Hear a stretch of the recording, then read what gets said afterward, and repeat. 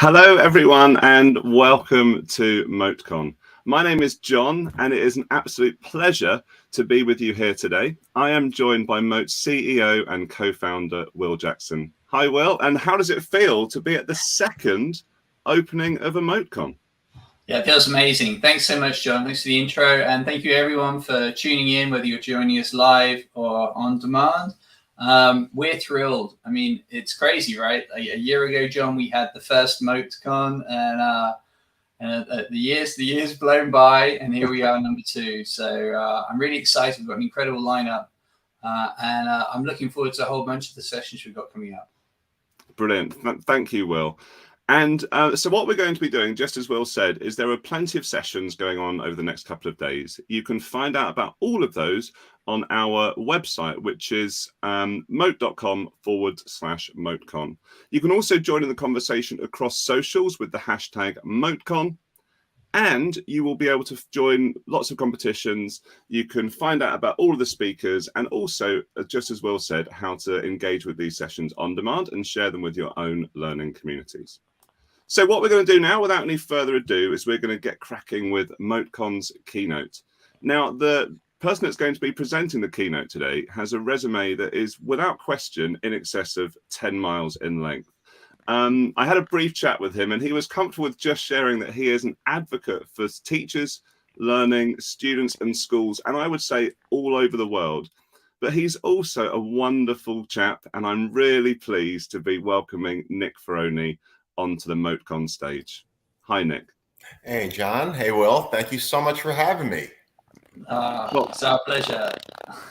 Hello from New Jersey. First of all, I do see a few New Jersey people, as in the old Jersey. All we did is steal a lot of British names and just add new to it to, I guess, rebrand it. But thank you so much. And I'm really excited to be Keynote. I can't wait to do this in person. So hopefully MoteCon 3, we're set up on a stage in a nice little conference center. So thank you so much, everybody. Yeah, well, that sounds like a wonderful ambition for August 2023. So there we go. You heard it here first, guys. No pressure. So what I'll do, if it's okay with you, Nick, is I'll push your presentation to the stream, and then Will and I will leave you to it. And really excited for what's to happen. So thank you so much in advance. Thank you so much. And thank you to everyone joining us, especially all the educators out there. I want to have a little fun and get to know you guys before we get started. So I'm curious, how long have you been in education? I could see everybody's comments.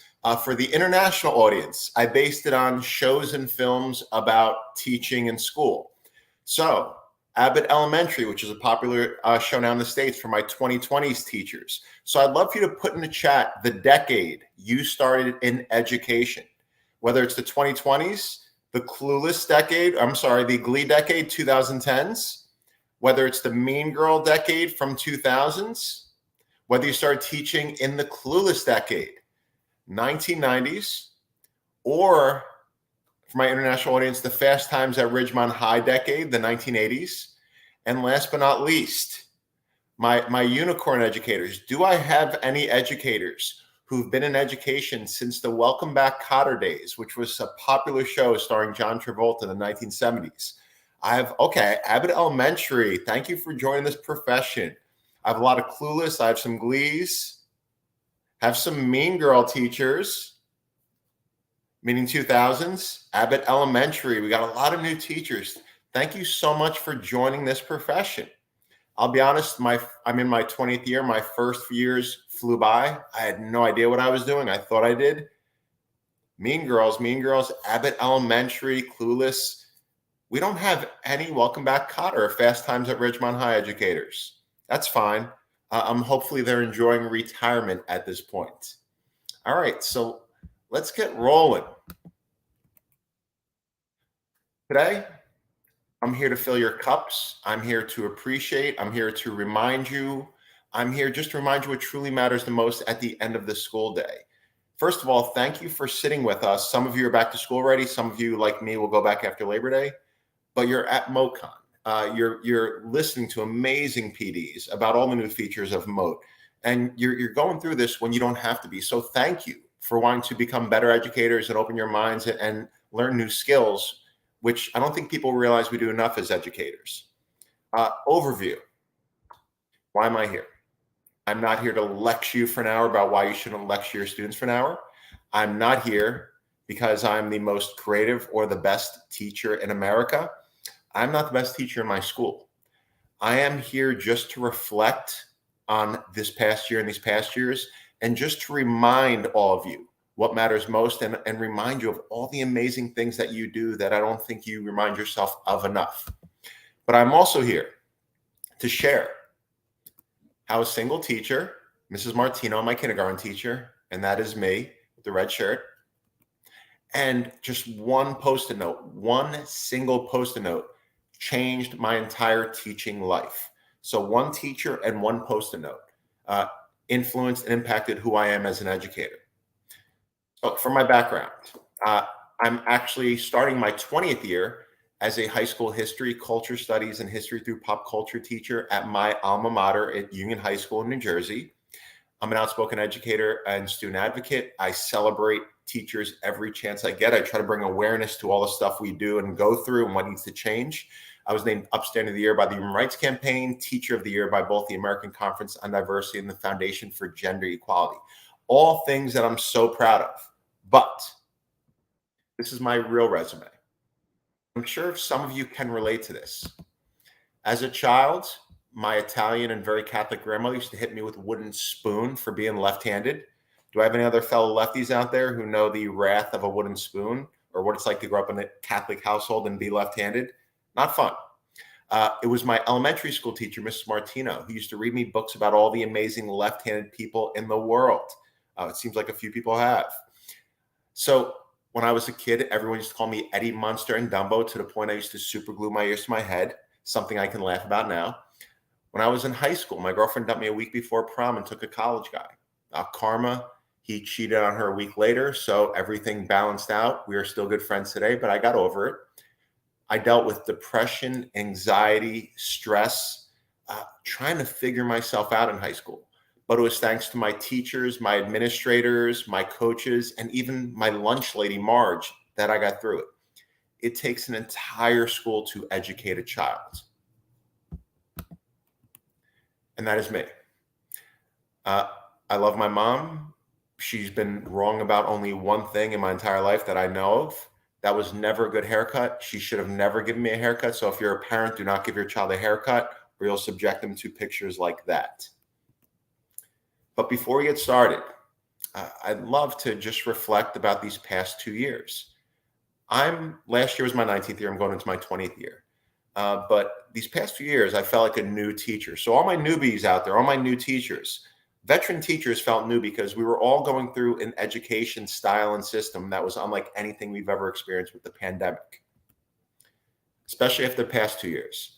I feel like this is a great scenario of what people think it's like to be a teacher versus what it is to be a teacher. So here's just a simple little video to show what people think it's like to be a teacher versus what it is really like.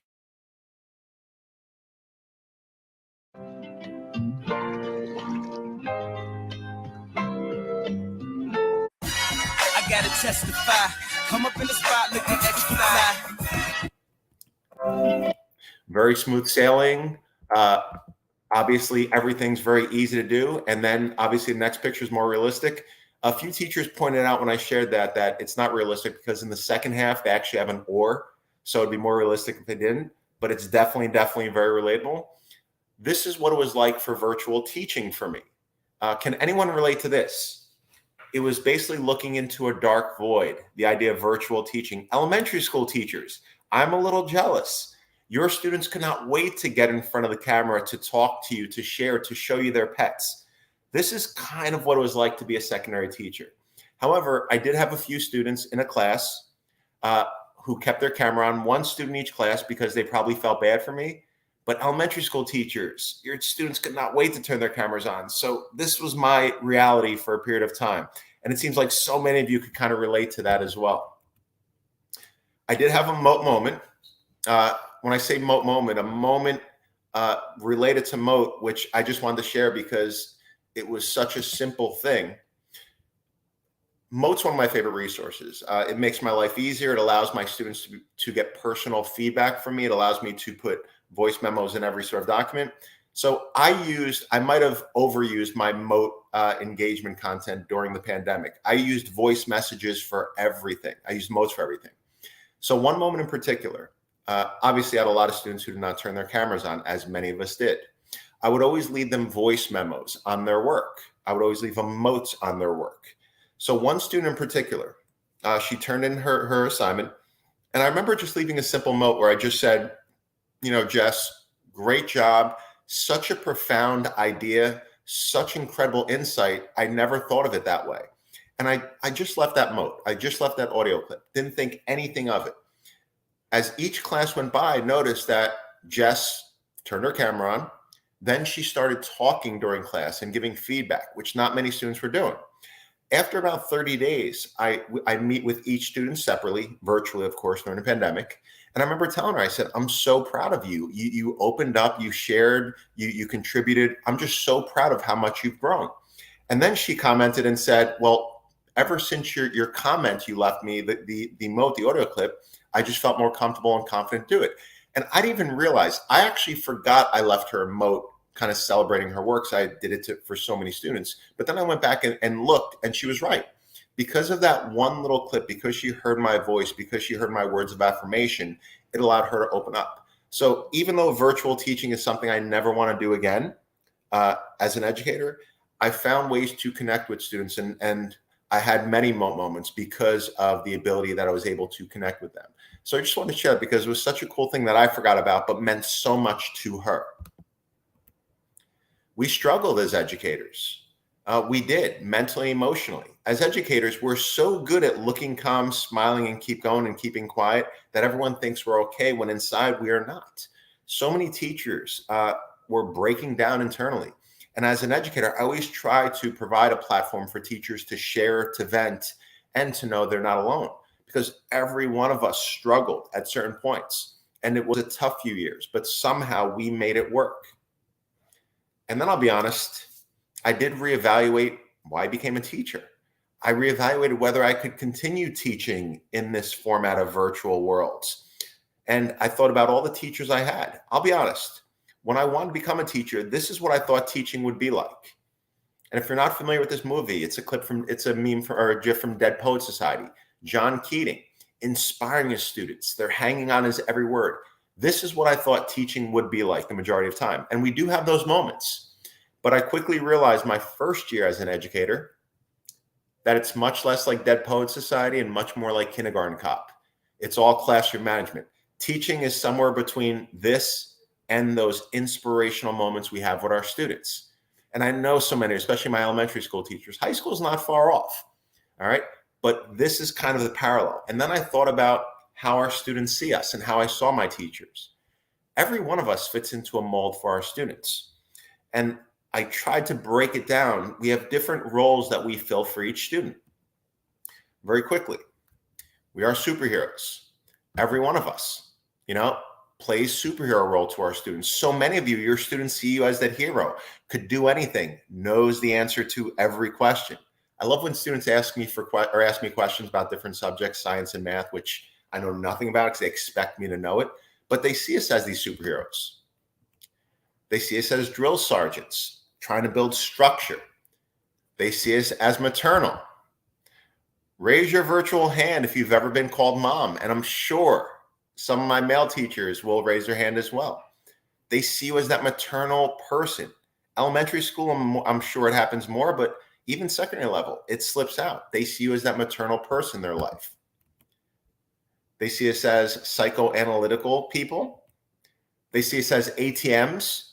So many of you have food in your desks or in your classroom. You have money ready to give your students if they need it for anything. You have supplies. You're the one they come to when they need anything. We are those ATM teachers because our students know they can depend on us. Whether it's food, money, or supplies, we are there. We fall into that nerdy teacher category. We fall into that judgment teacher category where we judge people. I did not like my judgment teachers who I had who judged every student and assumed to know everything about them. We have to stay away. And this is something I always try to convince myself and tell myself and remind myself of. Do not judge students because we do not know the entire story. We have the old and senile teachers. Everyone on here seems pretty much of a new teacher, so I don't think any of us are there yet, though after 20 years, I feel like I'm close to this point. And then we have This Is Where I Am Now. If you don't know this group, this is a group called Run DMC, a very popular rap group in America in the 1980s and 90s. This picture represents the teachers who were cool at one point, who still think they're cool, but are no longer cool. I fall into this category now. Every one of you, especially the new teachers, get ready for the darkest day of your teaching career. It is the day where you make a reference about a show, a film, a song, or something that you think is popular culture at that moment, and your students have no idea what you're talking about, and it's going to hit you so hard in the stomach. My day was when I was talking about relationships in culture studies, and I brought up the most famous couple in America as far as I was concerned, and my students had no idea who I was talking about. And that was Zach and Kelly. So I had that moment where I brought up Zach and Kelly, and they had no idea who I was talking about from Saved by the Bell. Now, looking back, think of all the amazing educators that you had throughout your life and what made them so memorable. And it's so funny because we remember two kinds of teachers for the most part. The teachers who we loved, we couldn't wait to see, and the teachers who we dreaded, who we thought made our lives extremely difficult. I like to think we had more of the first than the second. For me, whenever I think of the epitome of what a teacher is, I always come back to Mrs. Martino, who I'm going to talk more about in a moment. Then, I thought about why students go to school. Obviously, everyone outside education thinks it's very simple. Students go to school to learn. That is it. That's why I love when people say teachers should just teach, as if teaching is the only thing we do. And I don't think they realize if teaching was the only thing we had to do on a daily basis, that our lives would be so easy, our profession would be so incredible. But students come to school for so many reasons. I always say students who are loved at home come to school to learn. Students who aren't come to school to be loved. And I was loved at home. My parents were great, but I still needed that affirmation from my teachers. Of course, when you take your teaching classes, you all learn about Bloom's taxonomy. This is how we build our lesson plans. This is how we build our strategies. This is how people think is the foundation of education. But we all know as educators that Bloom's taxonomy is completely irrelevant. This does not matter unless we meet Maslow's hierarchy of needs. So we all know the phrase, Maslow before Bloom.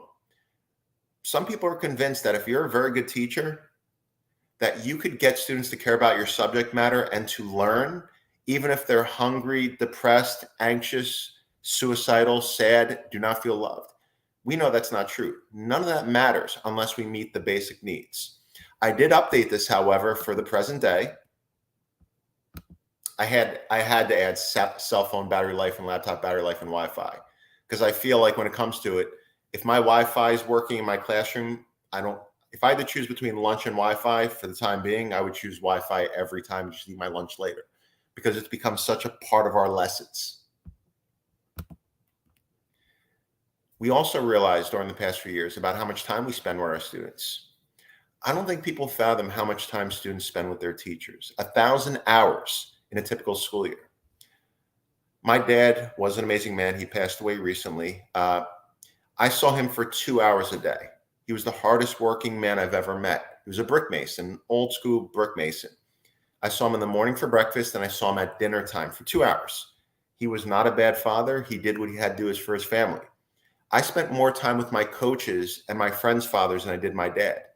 And I don't think people realize that. As educators, so many of our students spend more time with us than they do their parents and their guardians, not because they're bad parents or bad guardians, but they're working extra jobs. They're taking classes. They're doing everything they can to support their families. So it's one of those things I think people have to understand how much time, and first of all, how much we collaborate with parents and guardians to provide their child with a full education. And if I could sum up the last few years in one word, I think empathy is the key word. It's funny because everybody tries to define what makes an amazing teacher. And I always feel like there are certain core things. I feel like each teacher is unique and does so many amazing things in different ways. It's tough to compare teachers. But I do think at the core of every amazing educator, it's empathy, passion, compassion, and knowledge. I think a great teacher is empathetic. We have to be empathetic to our students. We have to be empathetic to their families. Empathy is the most underrated quality in an educator. And it's something that I keep coming back to. And studies show when teachers are empathetic, they have better relationships, they have better academic performance. Something I tell myself on a regular basis: never take things personally. We are all emotional beings. We're all product of our circumstances. Never judge our students or take things personally, because we often don't know the entire story. There's so many times where I had students sleep in class or put their head down or act out in an inappropriate way, thinking that it was personal because they disrespected me, only to find out and talk to him that, yes, his head's down because he's working a full-time job to support his family. Yes, the student cursed at me during class, and then I pulled him out in the hallway and talked to him. And then I realized he's dealing with a situation where he's sleeping on his aunt's couch. His mom is dealing with health issues. So once you find out these stories about what leads to behavior, you're not only you're heartbroken, but it just makes you want to champion for that student as well. On my desk, I have a post-it note that says, never take things personally, because as educators, we often do. And the same thing, like, we react as adults when something's happening in our lives and we take it out on someone. So if I can give any advice to a new educator, even a veteran educator, is just remind yourself, never take things personally, especially when it comes to student behavior. There's always a reason behind their behavior. Some things I do like to point out. Teaching is a very interesting thing, because nothing is more frustrating sometimes than we have our lunch period or our prep period, a short amount of time where we get to be by ourselves, and then students want to come see us and hang out with us. At the same time, if students want to come see you and spend time with you during their free time, you should be so flattered, because that means they actually enjoy your company and they want to share with you and be around you. As educators, we forget so many little things that we do on a regular basis outside of the curriculum, outside of the content, that's going to matter most, that the students are going to remember the most. When this young lady posted this TikTok, it just reinforced what I love about educators, how we do so much more than educate our students. But you ain't really good. We never met before. Why are we always stuck in running from the bullets?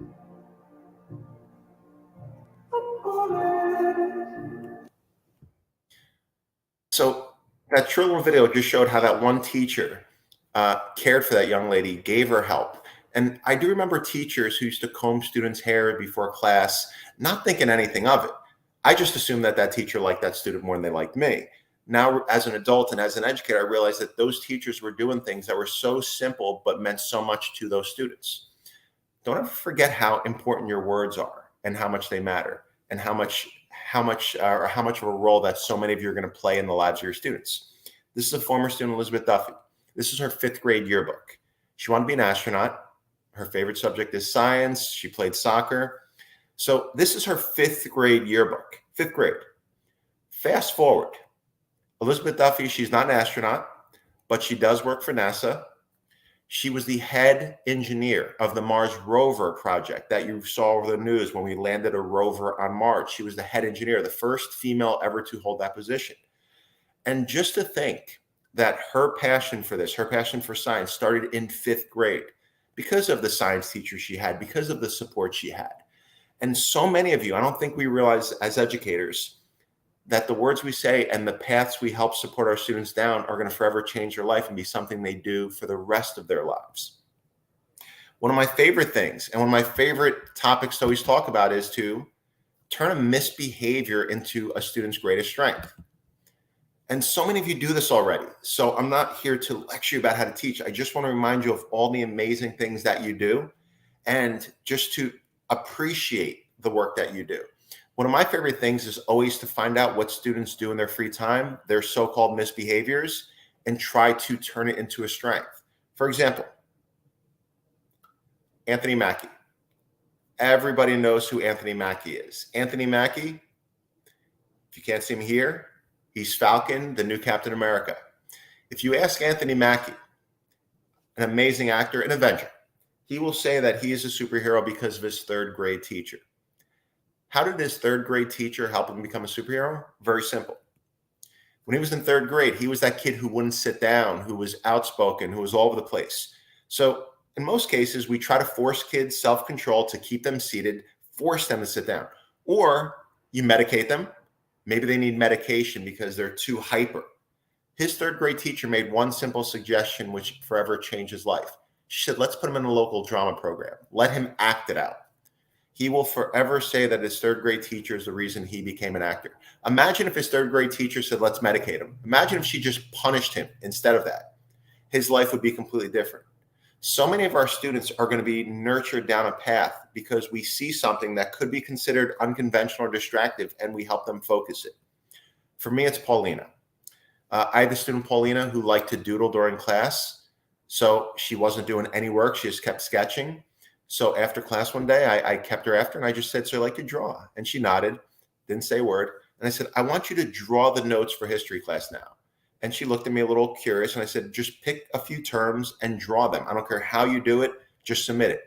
This was the first thing she submitted for key terms. Incredible. She probably spent hours doing it. I then saw a contest on social media called a company called Sock Problems. They were looking for a design for a new sock to combat gun violence. So I saw it. I approached Pauline and I said, I'll pay the submission fee. I want you to design a sock. Let's submit it and let's see what happens. So after a week, she submitted this design. If you can't see it, it's building blocks that say enough, and it's a child either reaching for a gun or a book. It was incredible. I would not have thought of that in a million years. It was so simple and so powerful. We submitted it.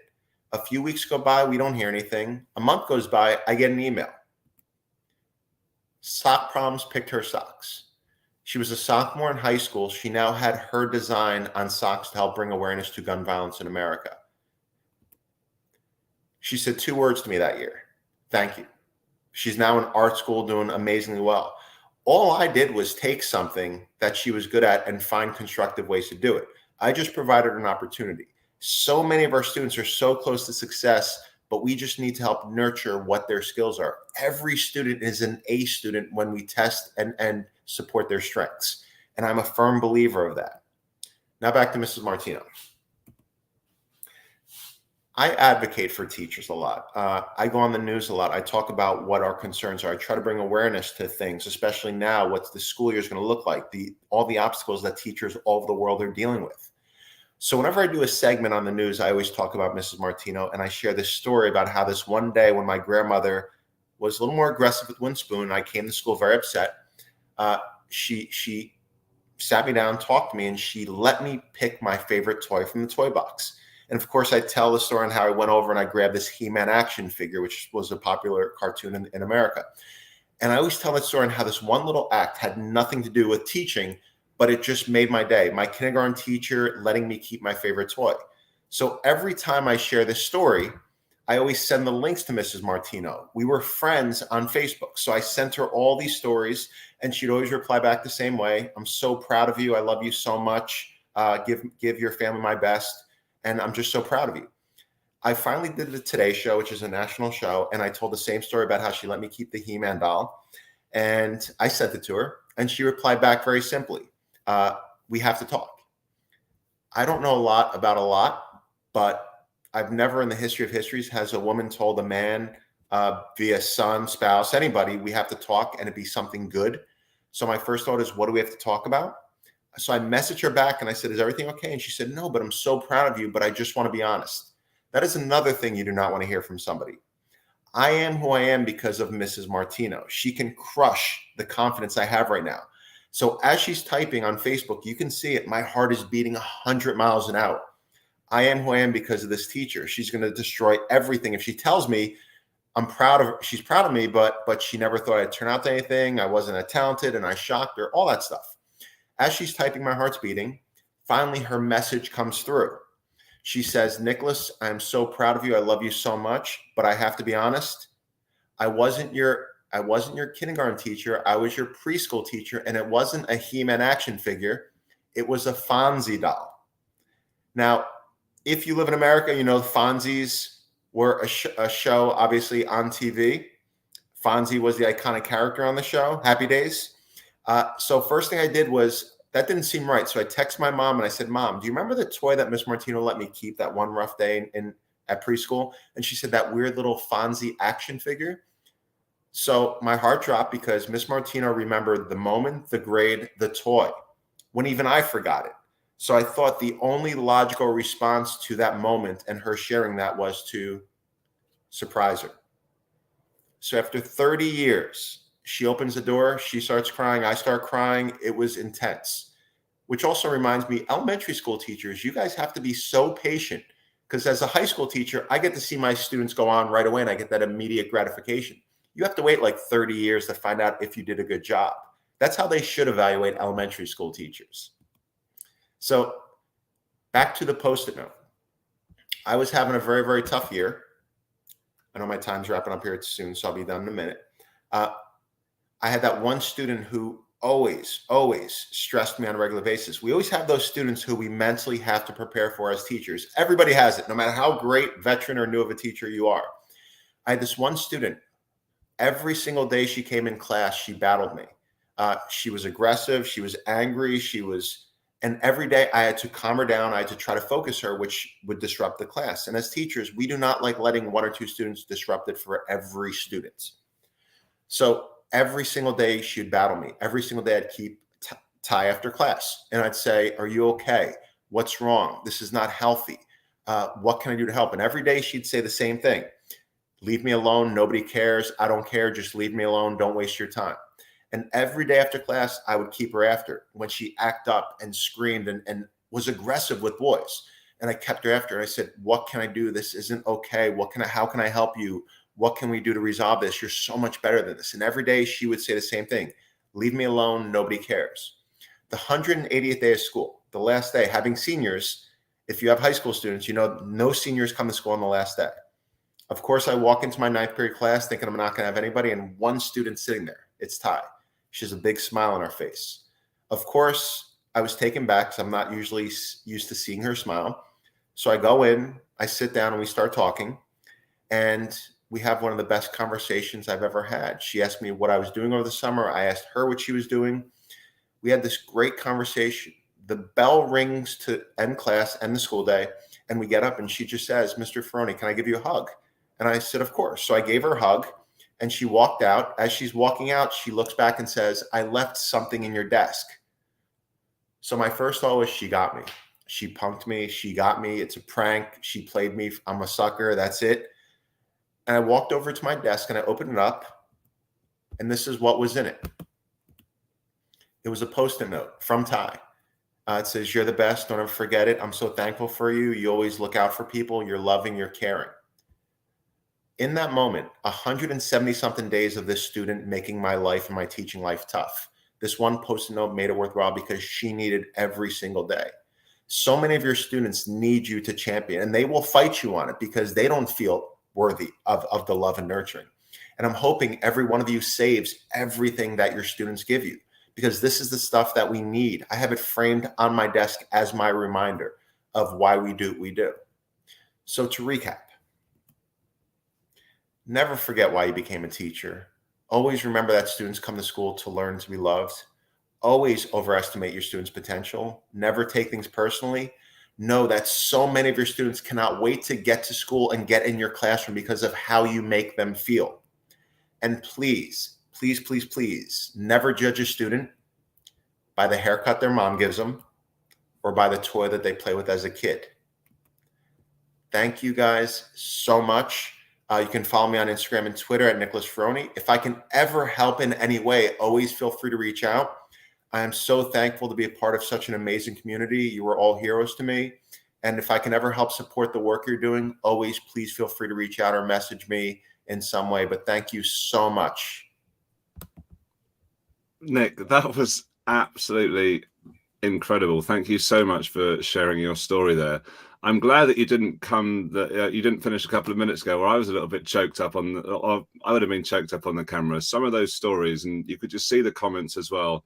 Anyone that's been a teacher, anyone that's been in a classroom and has the opportunity to develop relationships the way that you described them with such authenticity, and I could sense in a way that you were speaking as well as it was going back to those moments that it was happening and the way that you were feeling. So thank you, as always, for sharing so wholeheartedly and being such a great advocate for everything that teachers do in their not only in their classrooms, but how they influence those young lives that they're blessed to be a part of. Thank you so much, Nick. Well, thank you. And just seeing their comments too. It's like we all have those files where we save those notes, John. We save, and again, I have my Mote files now as well too. So that works out.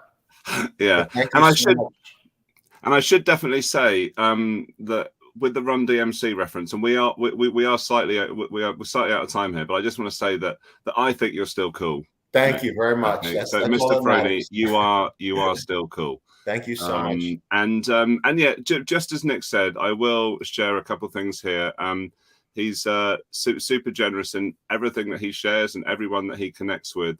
I know that that's been the case for myself, both in terms of my role here, but also in education as well. So you can see his Twitter going across the screen there. And I know that you have a recently pinned tweet that actually speaks about how people can follow you, you'll follow back. And I definitely recommend heading over to TikTok, if that's a platform that you use, to see some of the stories that Nick shares there. But thank you so much for taking time out of your day. And I know that you're excited for lots of what's going to happen at MoteCon. So I will say cheerio for now, and thanks again, Nick. Thank you so much. Bye-bye, everybody. Bye for now. Okay, everyone. So the next person that we have coming on is Stephanie Howe. Stephanie Howe has a resume that I'm going to share here, which is spectacular. She is the CEO of Gold EDU, a Google for Education partner, and is also the EdTech lead for the Pickerington Local Schools District. She's the key to embedding and the implementation of Google Workspace tools across her schools and the organizations, and is really well placed and does so actually supporting colleagues and educators all over the world. I certainly enjoy being connected with her across socials. I know that you will learn a lot from her today. So it's a pleasure to welcome Stephanie to the MoteCon stream. Hi, Stephanie. Hi, thanks for having me. Oh, well, thank you so much. What an amazing keynote. I know. I mean, I think I met Nicholas at the Mote ISTE booth. Isn't that crazy? There you go. And then I get to follow that. There you go. Well, I know that you were such a massive hit for lots of people at MoteCon 2021. So here we are a year later, and I know there is one or two similar themes, but you're someone very interested in gamifying the classroom and the learning experience for your students. So what I'll do, if it's okay with you, Stephanie, is I'll push your deck to the stream, and I will jump into the background, and I cannot wait to see what you're going to be sharing with us and inspiring with us today. Perfect. Thank you. All right. So just kind of like what Nicholas was talking about, I have that folder. I don't know how many other features, but as he was talking about those different notes, I was thinking about some of those notes in that folder, and I feel like I need to open it up tonight because, again, that is why we're in education, right? We're here to change students' lives. And one of the ways that I was able to change students' life is through gamification. And to be honest with you, I started my first year teaching and I hit like a roadblock. I was bored the way that I was teaching. And so what got me out of that was technology, a big piece of that. Another piece was gamification. And so whenever I see a product or something, my mind just like jumps to gamification. I love to play board games. I like to kind of interact. I'm very competitive. So if you know me, that's just me. I'm very competitive. I'm going to beat you at anything that I try. And so don't even go up against me. Is what I'm just going to tell you. So what we're going to do is we're going to be talking about Mote Bingo, and then there might be a special surprise as well. So again, my name's Stephanie. If you have any questions, the best way to reach out is to hit me up on Twitter. So Mrs. Howe24, send me a direct message, and I feel like I might miss the chat because it is popping. So I love the chat. Keep it coming. But if I somehow miss your question or something, just send me a direct message and I will respond. Also, John is going to throw the slide links into the chat as well. So feel free to follow along or come back later. Whatever you need, those links will be there for you. Okay, so Mote Bingo. So I'm first going to kind of show you an example of what we use. So again, when I saw Mote, I kind of went to gamification. And one of those things that I jumped to was how can I use Mote to hear my students' voice, but in a fun way? And of course, bingo is fun. Like when my like goal right now is to live in a nursing home, just play bingo every single day. Like that is just one of my goals. So that now that you kind of know my craziness, Mote bingo is really popular. So here are just some examples where we've got a bingo board, right? Just like we do with any kind of board. And with those bingo boards, if I zoom in, I can kind of see here are the questions where my students might reflect. So I first started this off as like a reflection board where students have to get 5 in a row. And what they do is they answer these questions and they use Mote. So what will you do differently next time? What were your top 3 highs? Summarize your learning. What confused you? They pick any 5 in a row and they answer those questions. And again, they use Mote as their bingo chips. So they're not going into the shapes. They're actually using Mote to record their voice. So right here is the Mote icon. My students would just click, they hit record, they record their answers. Once they're done, they're able to add that right onto their board, and it becomes kind of their place marker for my students. So it's just really cool for my students to kind of see that they were able to use Mote as, again, their bingo pieces. And this idea just kind of grew as we started to do different things. So describe a character in detail, a dangerous situation that might have happened in the book. So this one is about like reading, where this one up here was on reflection. And then you can kind of see again, like this or that, TV shows or movies. Students, then maybe you provide them a sentence starter. And you could give them a sentence starter of like, I prefer, and then they would record their Mote. And that again becomes their bingo piece when they're ready. So they would just say, I prefer TV shows. Once they do that, they hit insert. And we'll see if it comes. And then they're able to add their Mote right there. And I can see that that is one question that they were able to answer. And then they go on to the next one. Board games or video games? Let's see it in the chat. Are you a board game person or a video game person? Again, they go up to their Mote. I prefer board games. This worked really well for our students who were learning English as well, because they were actually practicing some of the vocabulary that they needed. And again, providing that sentence starter allowed them to kind of answer in a unique, different way. So again, they would just put that right on the board. Their goal is to get 5 in a row. They could have gone this way. They could go up and down. They could go diagonal, so many different ways. And then me as the teacher, I can go in, and you can't hear it because I have my headphones on, but it's really reading my voice. And so then I can kind of check to make sure how those students did with that activity. There's numbers, and you can kind of see over here, this one was created by Nadine, who is an amazing educator. And this is actually shared, so anybody can edit. Actually, it's not. Now it is.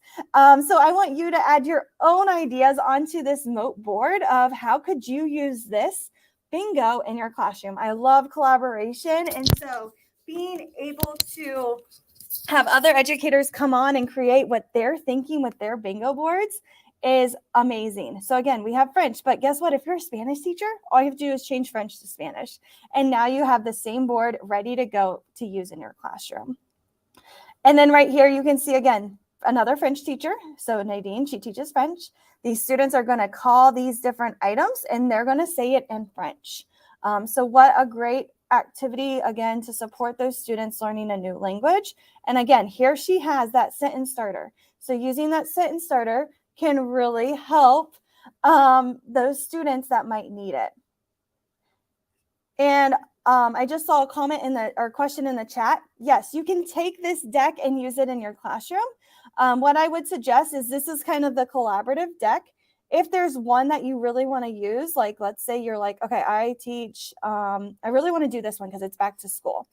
Just go to File and then make a copy and just do that one slide. So selected slide, and it will just copy the this or that Mote board. And I could just write this or that Mote board.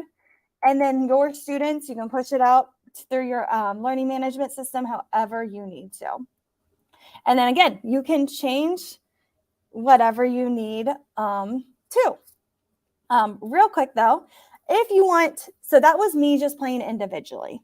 Now you could level this up and you could add partners. So I could say I am partner 1 and I'm going to be purple. And then we've got partner 2, which is going to be me. I'm facing myself. So right here, I'm going to go into Mote and I'm going to say, I prefer teamwork. Insert.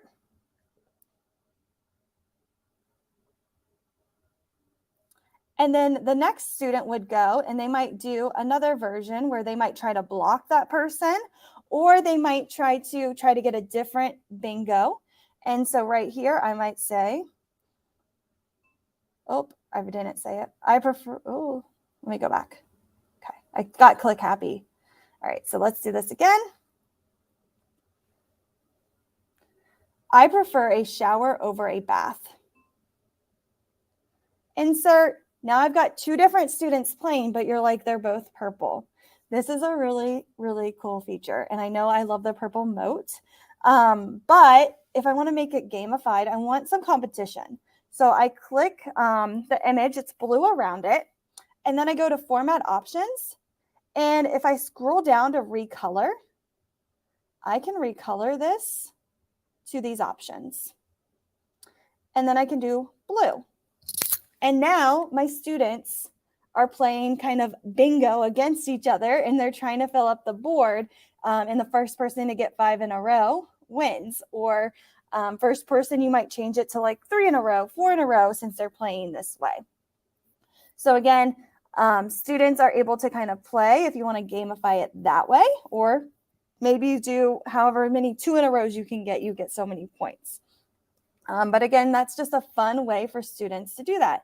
And to change the color again, you click it, format options, recolor, and you've got all of these different choices. I usually do blue and purple. I don't know why, but that way students are able to kind of see which game piece has been winning.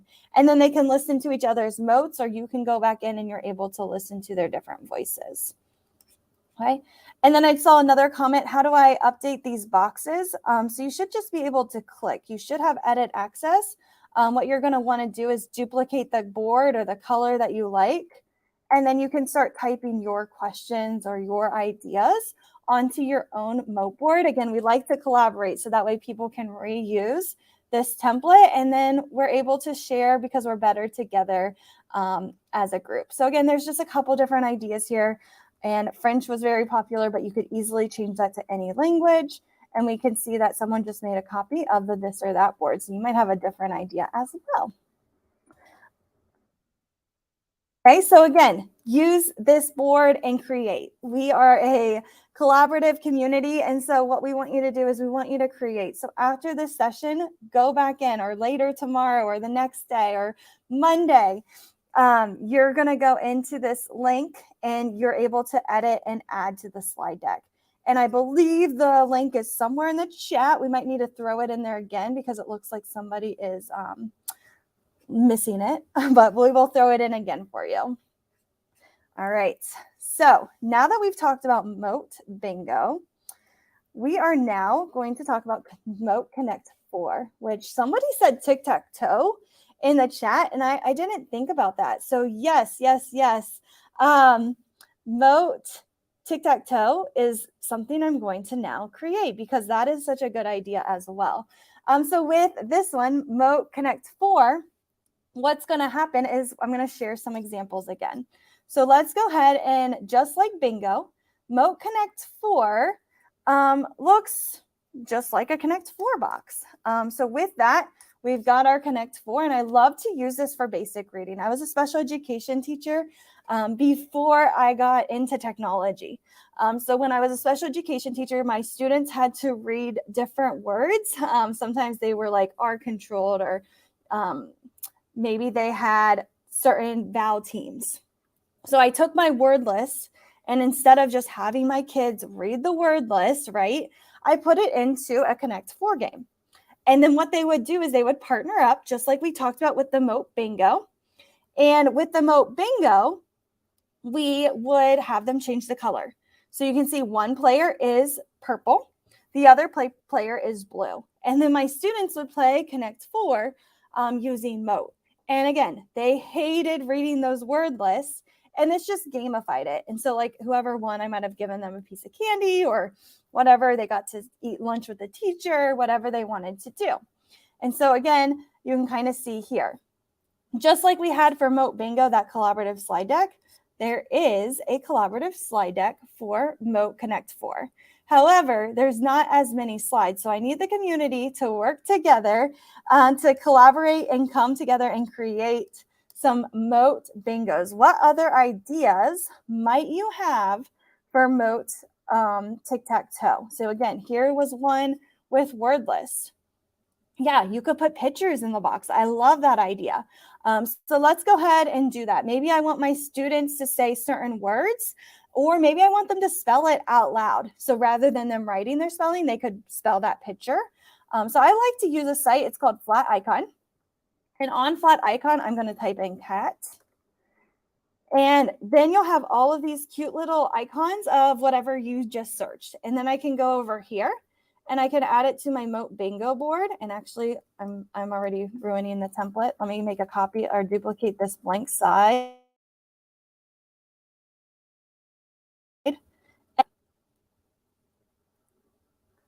And then maybe my students will spell cat, or maybe they will say what type of word that falls into when it comes into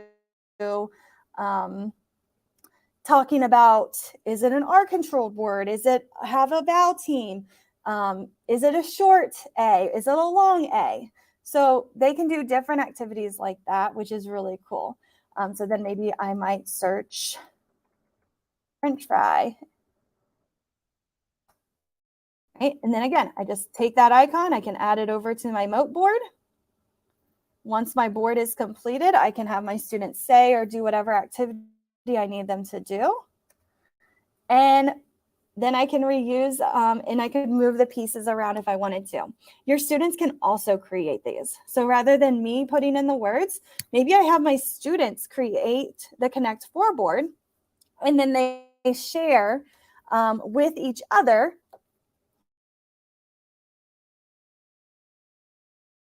the word list.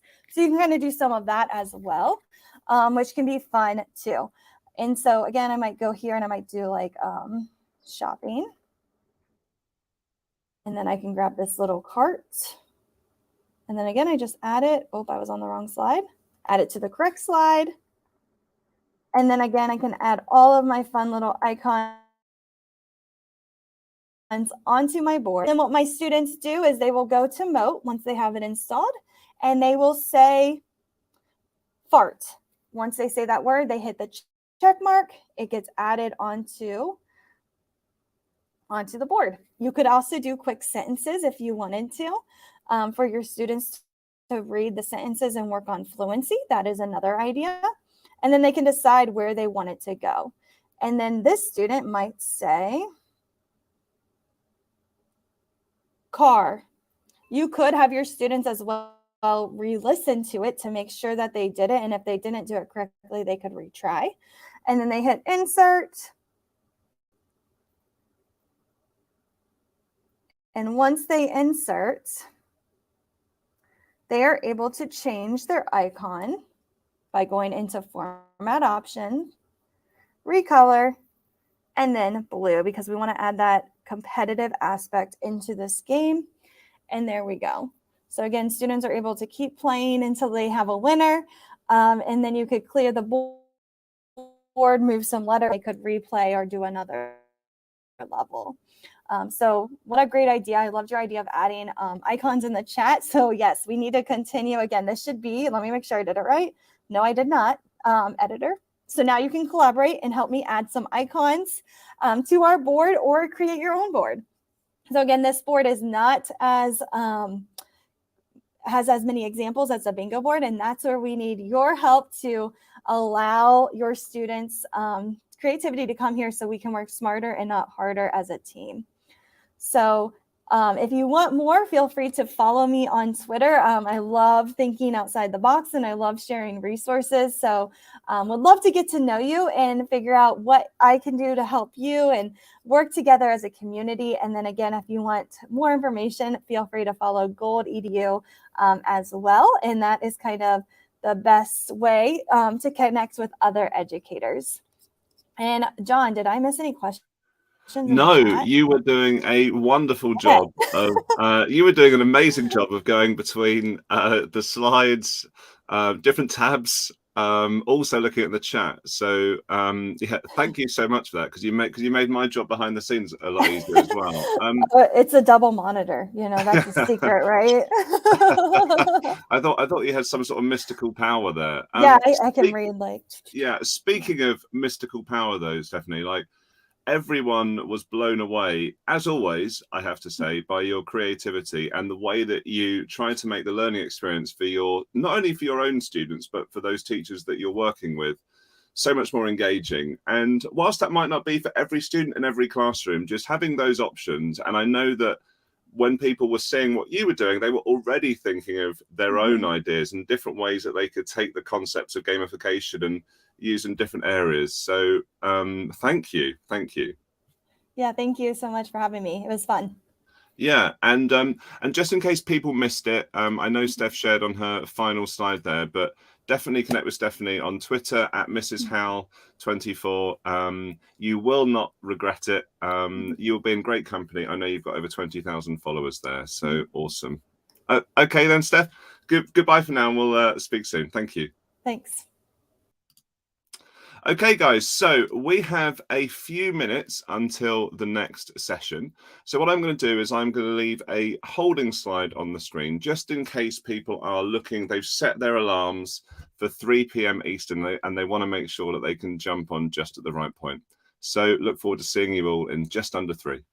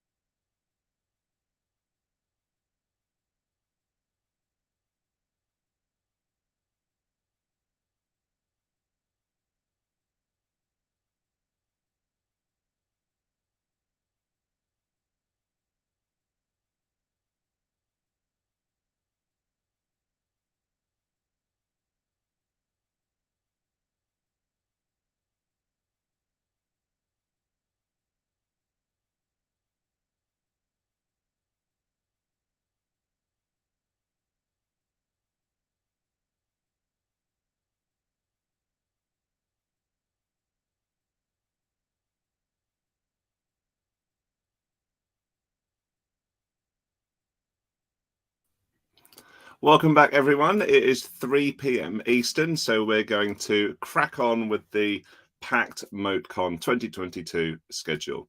So the next person joining me is an inspiration to many. He actually really helped to spark my own enthusiasm in all things EdTech, and also what is possible making purposeful use of technology. He's known the world over as a Google for Education guru, and generously shares at conferences, webinars, and also over at controlaltachieve.com. It is my absolute pleasure to introduce the one and only Eric Kurtz.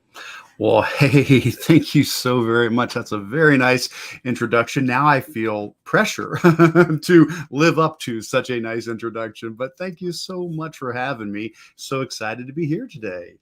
Thank you for joining us, Eric. I know, as always, that you've got a wonderful session planned. So without any further ado, I will push your slide deck out to the stream so everyone can see, and I'll drop into the background and join you after its no doubt inspirational delivery.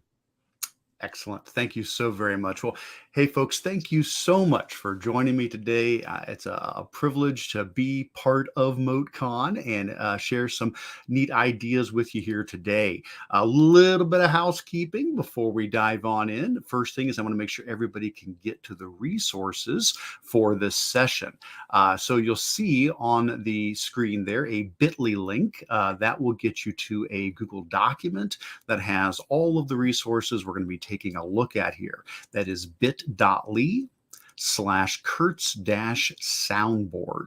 That will take you to a document that looks like this.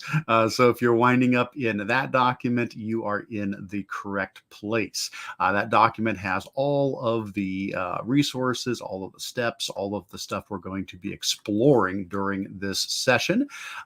You are certainly welcome to bookmark that or add it to your drive or even make a copy of it, whatever works best for you. Again, bit.ly/Kurtz-soundboard will get you to that resource. While you're taking a moment to get that pulled up, I'll do a very brief introduction. So again, howdy everybody. My name is Eric Kurtz. This is my 31st year in education. Started off as a middle school math teacher, taught middle school math for 7 years before moving into a role as a tech integration specialist, which is what I've been doing ever since. For my day job, I work at a regional service center here in Northeast Ohio. And then on the side, I am a Google certified trainer and innovator. And I run the website controlaltachieve.com. Definitely encourage you to check out the site if you haven't been there before, haven't been there recently. I share loads and loads and loads of resources on the blog with hundreds of blog posts going back for several years, as well as training videos and templates and projects and news and updates and all kinds of great things there.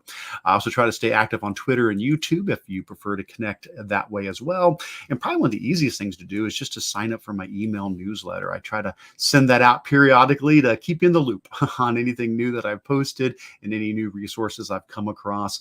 You can get to that newsletter on the Control Alt Achieve site, or you can go to bit.ly/Kurtz-news to get to that page and sign up for that newsletter.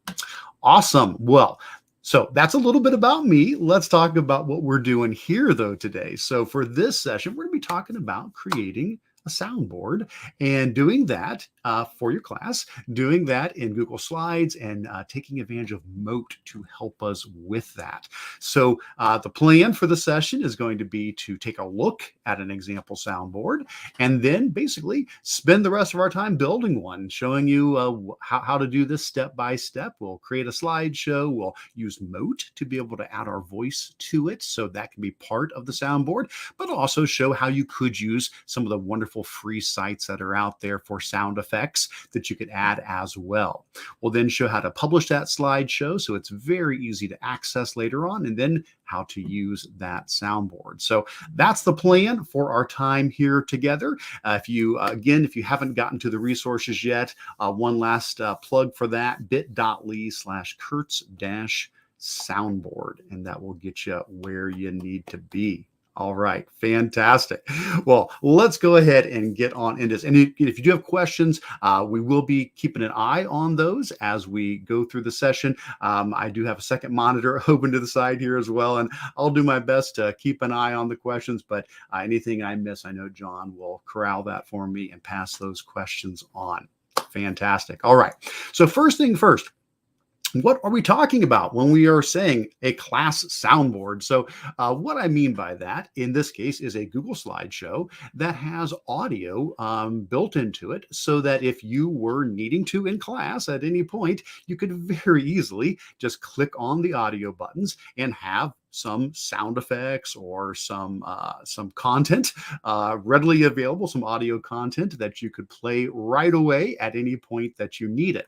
So let's take a look at one. Now, you guys can do the same while I am showing this in the agenda document. If you scroll down to the section on example soundboard, you will see a link to the published version, and this will allow you to try it out. I also have a link to the edit version if you prefer to make your own copy of the Eric Kurtz soundboard, so you can have me speak to you anytime you want. See, there you go. That would be fine too.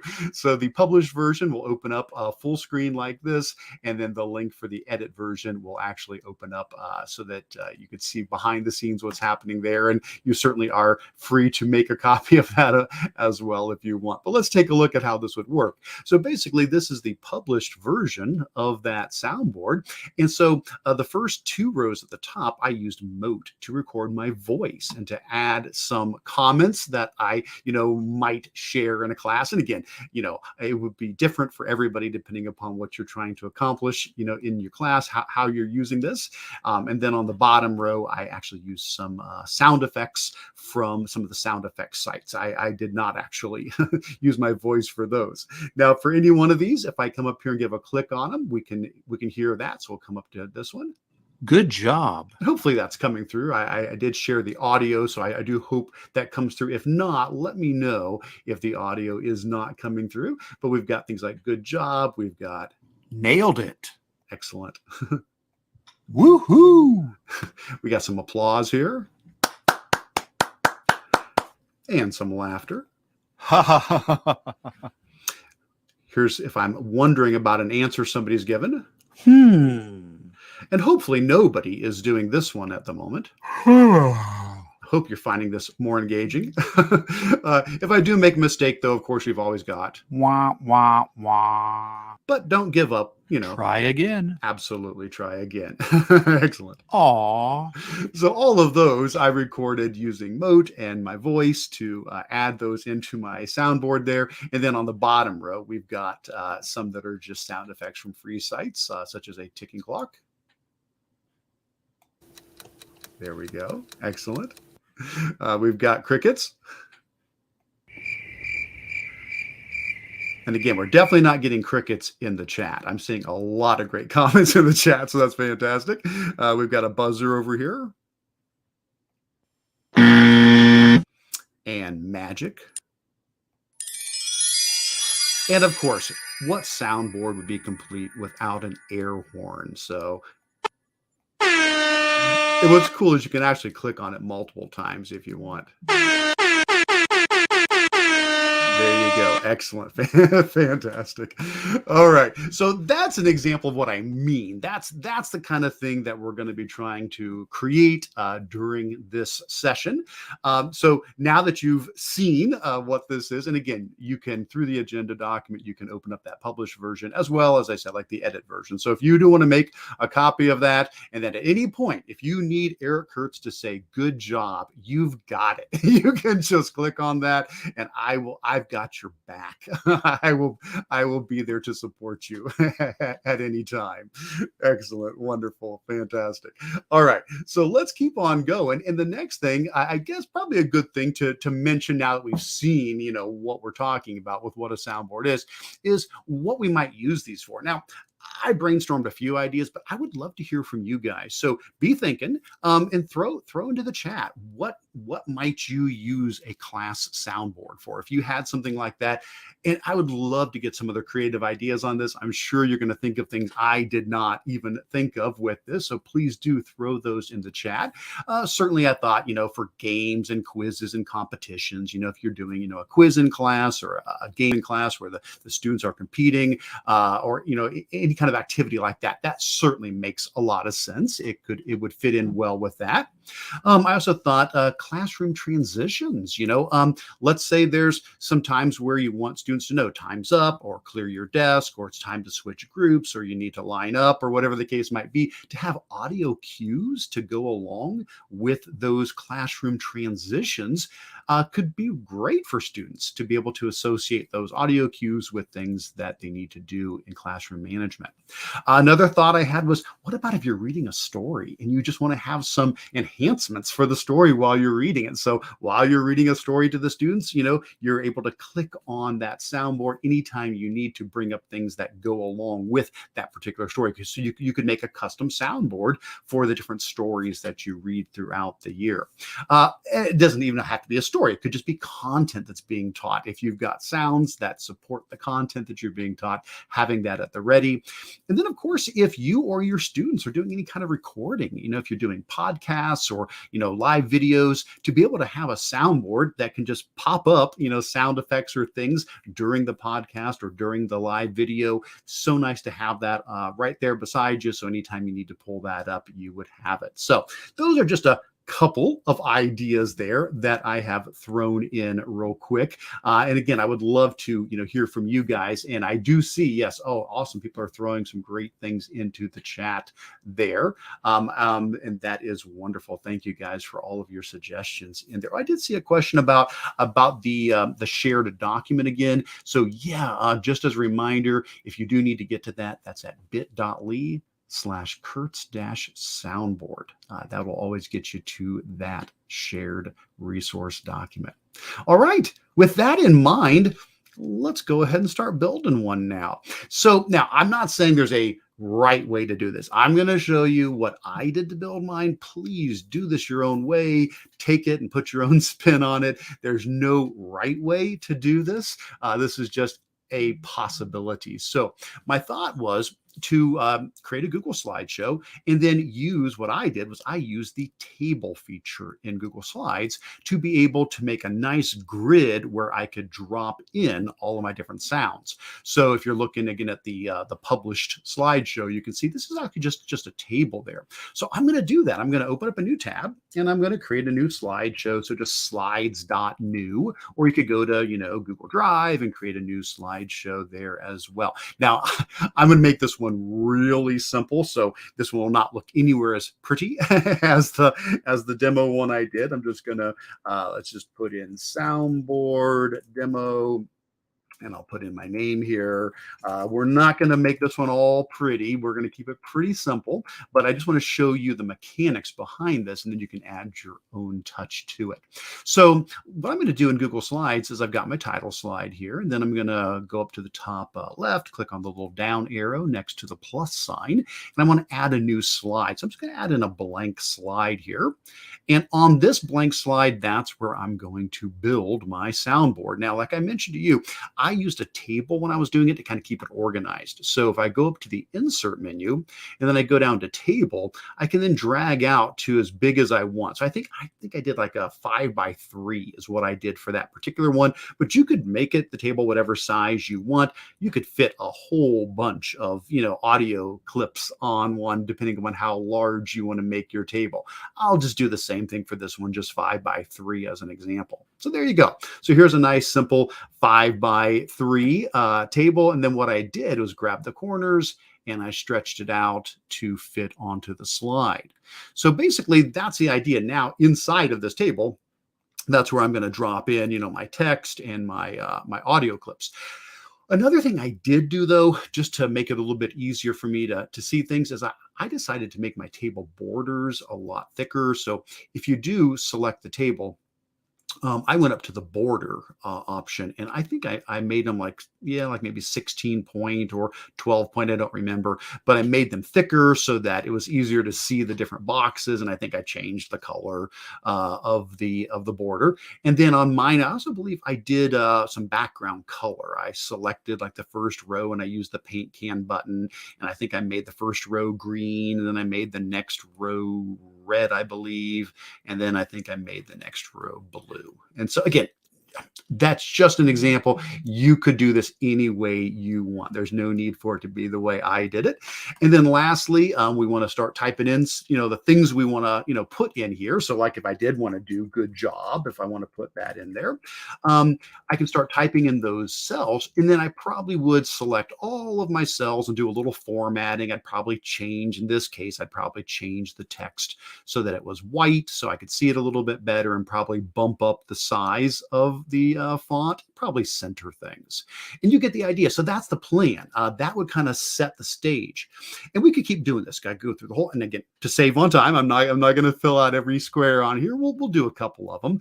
But that's what I would do. I'd go through and start filling in all the squares just like I did here, where I had good job and nailed it and woohoo and so forth. Okay. Well, now that I've done that, let's talk about getting the audio into it. Okay. Well, we've got a couple of ways to do that. And one certainly is with Mote. Mote is a fantastic option for putting audio onto your slide. Now, we won't go through, obviously, the whole setup process here. The slideshow does, of course, have the link to install Mote and the steps to go through to get it set up. And to remind you, don't forget to pin it. It's always good to pin your extensions. But the point is, once you have the Mote extension installed, it's going to show up with a little Mote icon above your slide. And anytime you just want to click on that icon above your slide, it's going to pop up an option to be able to record your voice and then insert your recording right into the slide as a little speaker icon.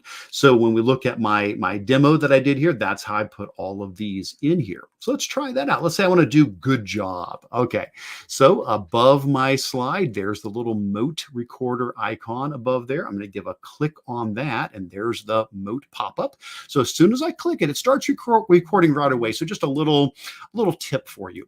If you click it and kind of pause a little bit and then start recording, when you then later go to play those, there'll always be that little pause in there, and you may not want that. Sometimes you just want to, you want that audio to go right away. So I have found that it does seem to start recording right away. So I try to speak as soon as I click on it. So let's do that. Good job. All right, so that should have recorded it. Let's hit play and hear it. Good job. Yeah, excellent. There it did. So I'm going to go ahead and click insert, give that a moment, and boop, boop, boop. It is now saving it and getting it onto my drive and shared and inserted. And there it is. There's the little speaker. And I can bring that speaker icon up here, and I can now go ahead and, make it bigger, because you want to make sure you can click on it. That's the last thing you want to do is when you're trying to run this later on with your students is, not being able to click on the button fast enough. So having it nice and big is great. So you can change that to whatever size is appropriate for you by grabbing the corners and dragging that out. Or you could click on it and go to the format options and then go to size and rotation, and you could set the size in there as well if you wanted it to be a very specific size. So whatever works best for you. And we could just keep on doing that. I think the other one I had was, me going, So we could throw in the and we could repeat the process. Come up here, click on the Mote icon, and then let's record that one. There we go. Let's make sure it picked that up okay. Looks good. We'll click insert and we'll drop that in. Give that a moment to put that in there. Awesome. And we'll drag that over and again, resize that to a size that you're happy with there. Awesome. Very good. Well, now, as much as I love Mote, and obviously I do because that's how I filled up the first two rows of this one here, we can also add audio from other sources, such as some free audio sites. And so in addition to recording your voice, and again, doesn't have to just be your voice. Remember, this could record, anybody's voice. It could be that you're having the students do some of these audio clips.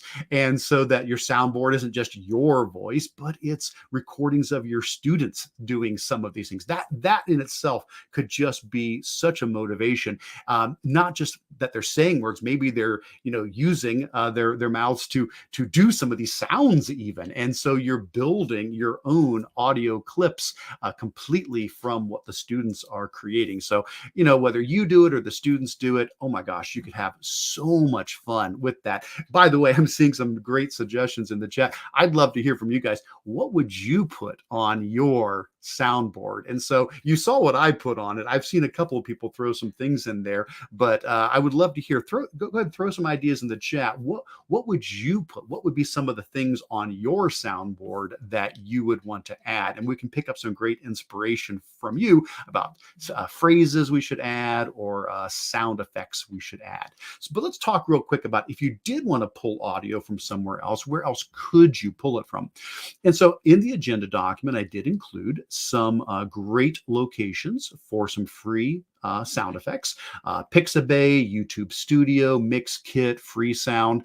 So for example, let's say I head out to Pixabay. So Pixabay, typically we think of this as an image site. They've got pictures and clip art and so forth, but they also have a sound effects section. You can come in here and let's say I wanted an alarm going off. I could search for alarm and get all of these different alarm options. If you're looking for something short, you are able to go up to the duration box and say, I want something with a shorter duration, like 0 to 30 seconds, and say, okay, well, here's a 5-second clock alarm. Let's see if this sounds good. That sounds good to me. All right.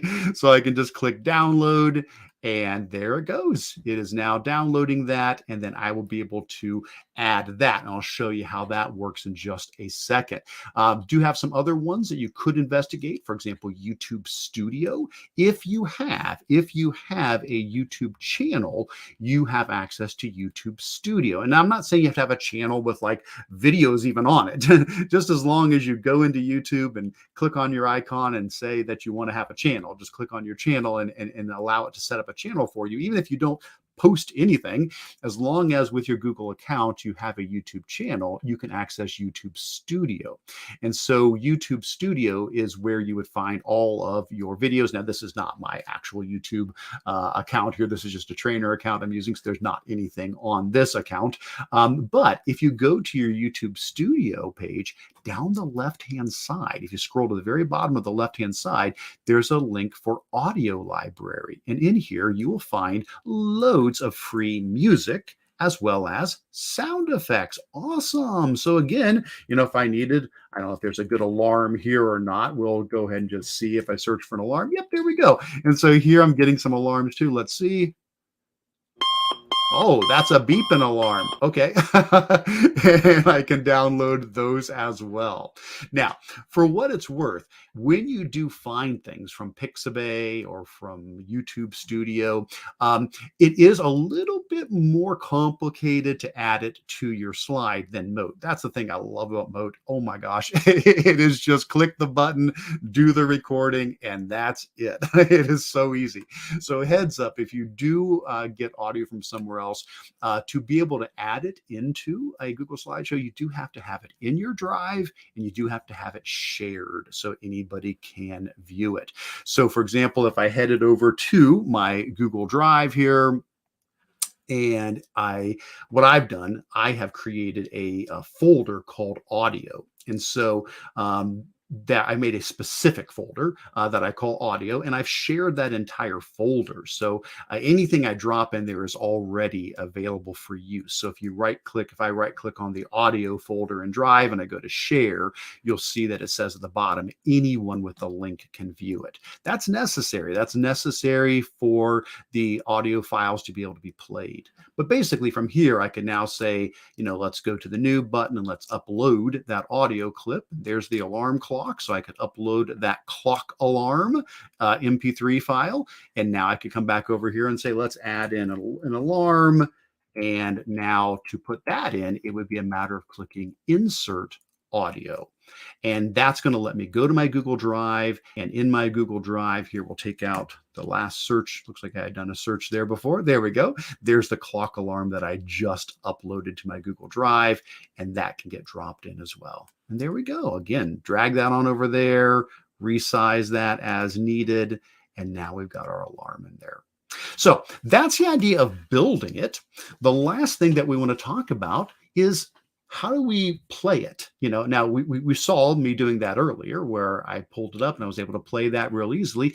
How do we play it? Well, there's a couple of options here, but I think one of the easiest things to do is to publish your slideshow, because here's the thing. If you are trying to use it in edit mode, the problem with edit mode is it doesn't fill up the whole screen. You've got all these extra, bars around here. Plus, if I just click on the big button, that doesn't make the audio play. If I click on the speaker, if I come over here and I click on it, if I click on it, that doesn't make it play. I have to not only click on it, but I have to click on the itty bitty teeny little play button there. Well, I don't want to have to do that. That's too much work to try to make sure I'm clicking in the right place when I am working with my students. So instead, if we publish the slideshow to the web, we will get a special link. And that's the link that opens it up full screen. And then you can just click on those wonderful speaker icons and don't have to worry about getting just right on that little teeny play icon instead. So how do you publish something to the web?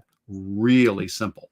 So all we have to do is click on the File menu and then go down to Publish to the Web. It really is as simple as that. You click on the big Publish button here, say OK, and that's it.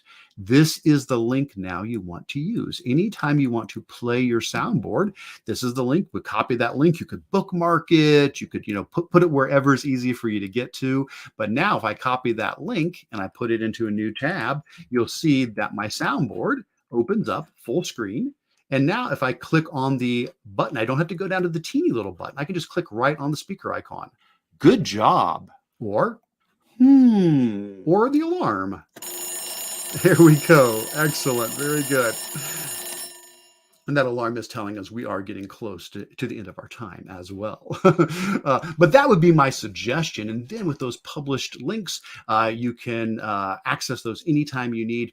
And also, just for a tip, you could add multiple slides here. Don't feel like you only need to have one slide with the soundboard. I could come in here and I could add another blank slide and I could build another soundboard there. So I could have one file. I wouldn't have to remember have bookmarks for 10 different published links. I could have one slideshow where each slide in here is a different soundboard for a different purpose that I'm going to be doing.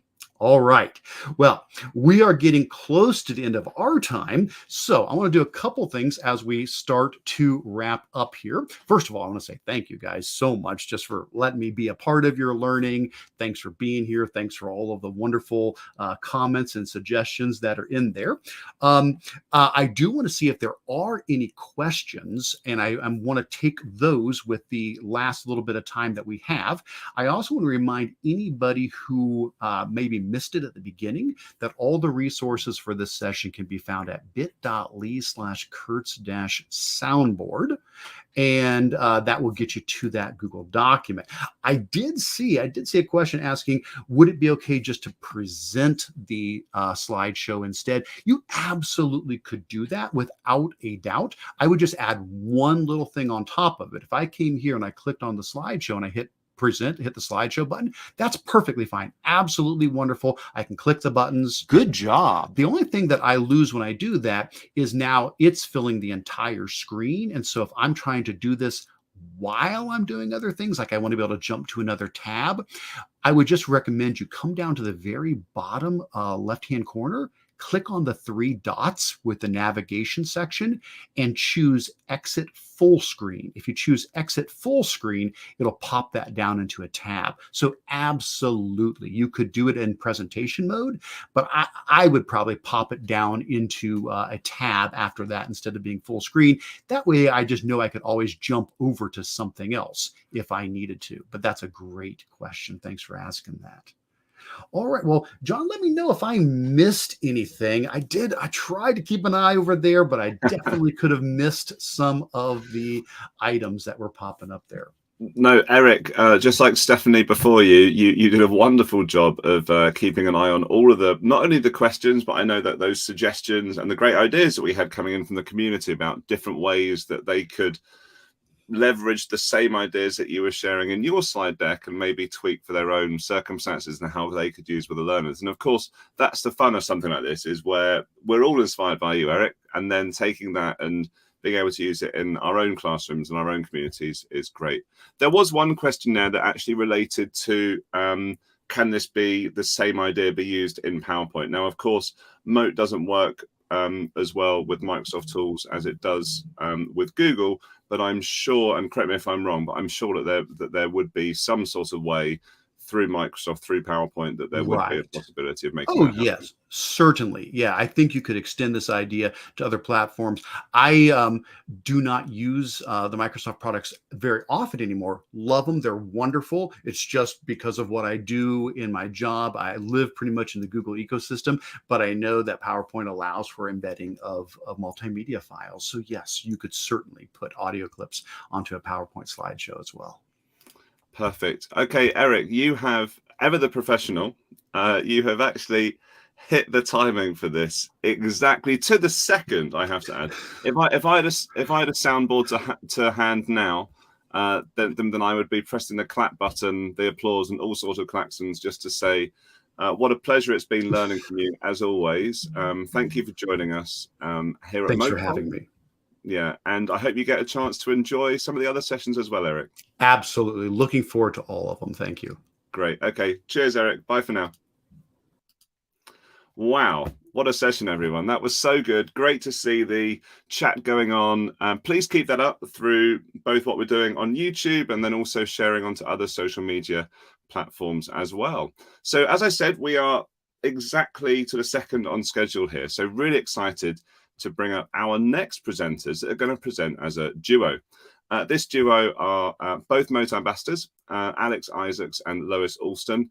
Alex is an 8th grade math teacher at Red Bank Middle School in Red Bank, New Jersey, with 7 years of full-time teaching experience. He's passionate about providing engaging content for students and specializes in multiple edtech platforms and tools. Lois is an instructional technology coach in the Long Branch Public Schools District in New Jersey with 20 years of experience in education. A lifelong learner, she loves sharing ideas with her colleagues while offering various fun and engaging materials for students of all ages to use. And what I would say, I think is really important about both of these, I'm just going to bring onto the stream, is that they spoke about their own in-person community there. They are two of the most spectacularly generous sharers of ideas on social media that you will ever come across. If you find anyone that shares more than them, then please point them out to me because I'd love to meet them. And on that note, it's my absolute pleasure to bring Lois and Alex onto the stream. Well, John, I got to tell you, thank you for having us. We're both so excited to see you and be here. And all I could say is when you look at our intro slide, what you just shared with us, it kind of hit me in a certain way. And we're just so appreciative. We're very honored to be here. Thank you. Of course. No, it's great. And we've had, so we're 3 sessions in. It feels like the time has flown by. And I know that you've got lots of exciting things to share. I'm just going to push your slide deck up to the screen, if that's okay. I can see that it's ready. And I'm excited about this because as a former educator myself, I know that tools are great when they're in isolation, but there's something special about the creativity of when you can combine them, or as we say in EdTech, when you can create an app smash. So I'm going to leave it to you. If you would like me to share anything at any point, just say the word and I will push it out to the comments and people will be able to engage with it like that. Okay, guys?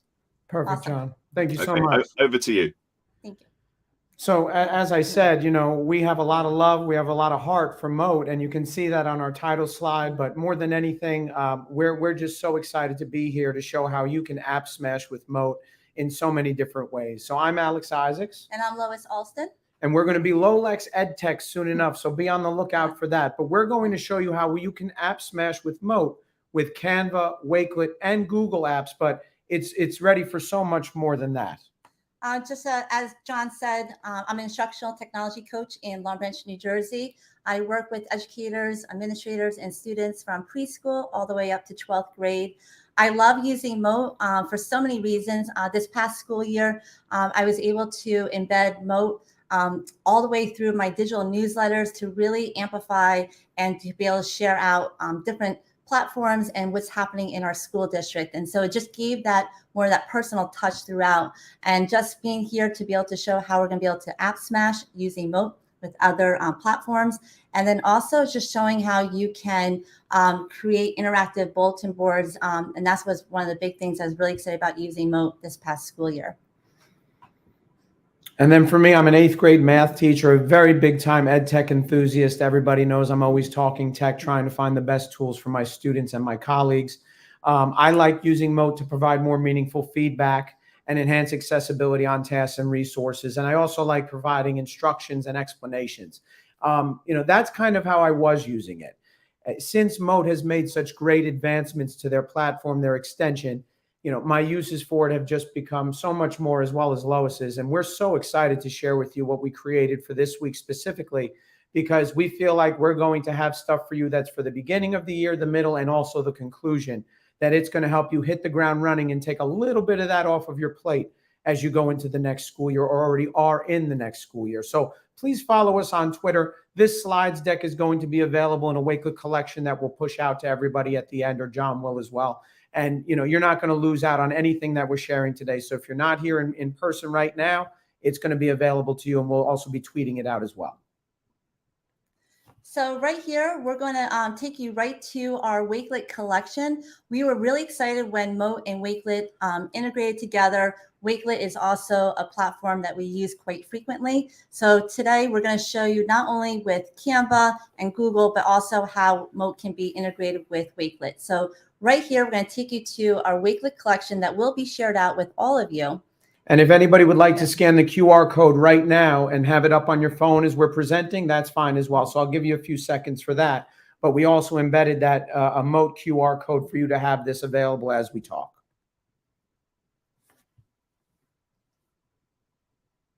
So in this weekly collection, we had created a collection basically to curate everything that we're going to share with you today, all the different ideas and templates that you can use starting tomorrow or when you're starting with school for those first few weeks, just to kind of get the ground running. So right here on the first column, you will see our Twitter handles with our profile pictures. And then right on the second column, we have just a Mote explanation. So we use Mote to basically explain what this whole Wakelet collection is about and how to use it. And then right below that, the Hit Me With Your Best Mote, we are going to share a prize giveaway a little bit later on how you can win some stickers and swag. And then on each column here, we broke it up into the platforms that we're going to share out.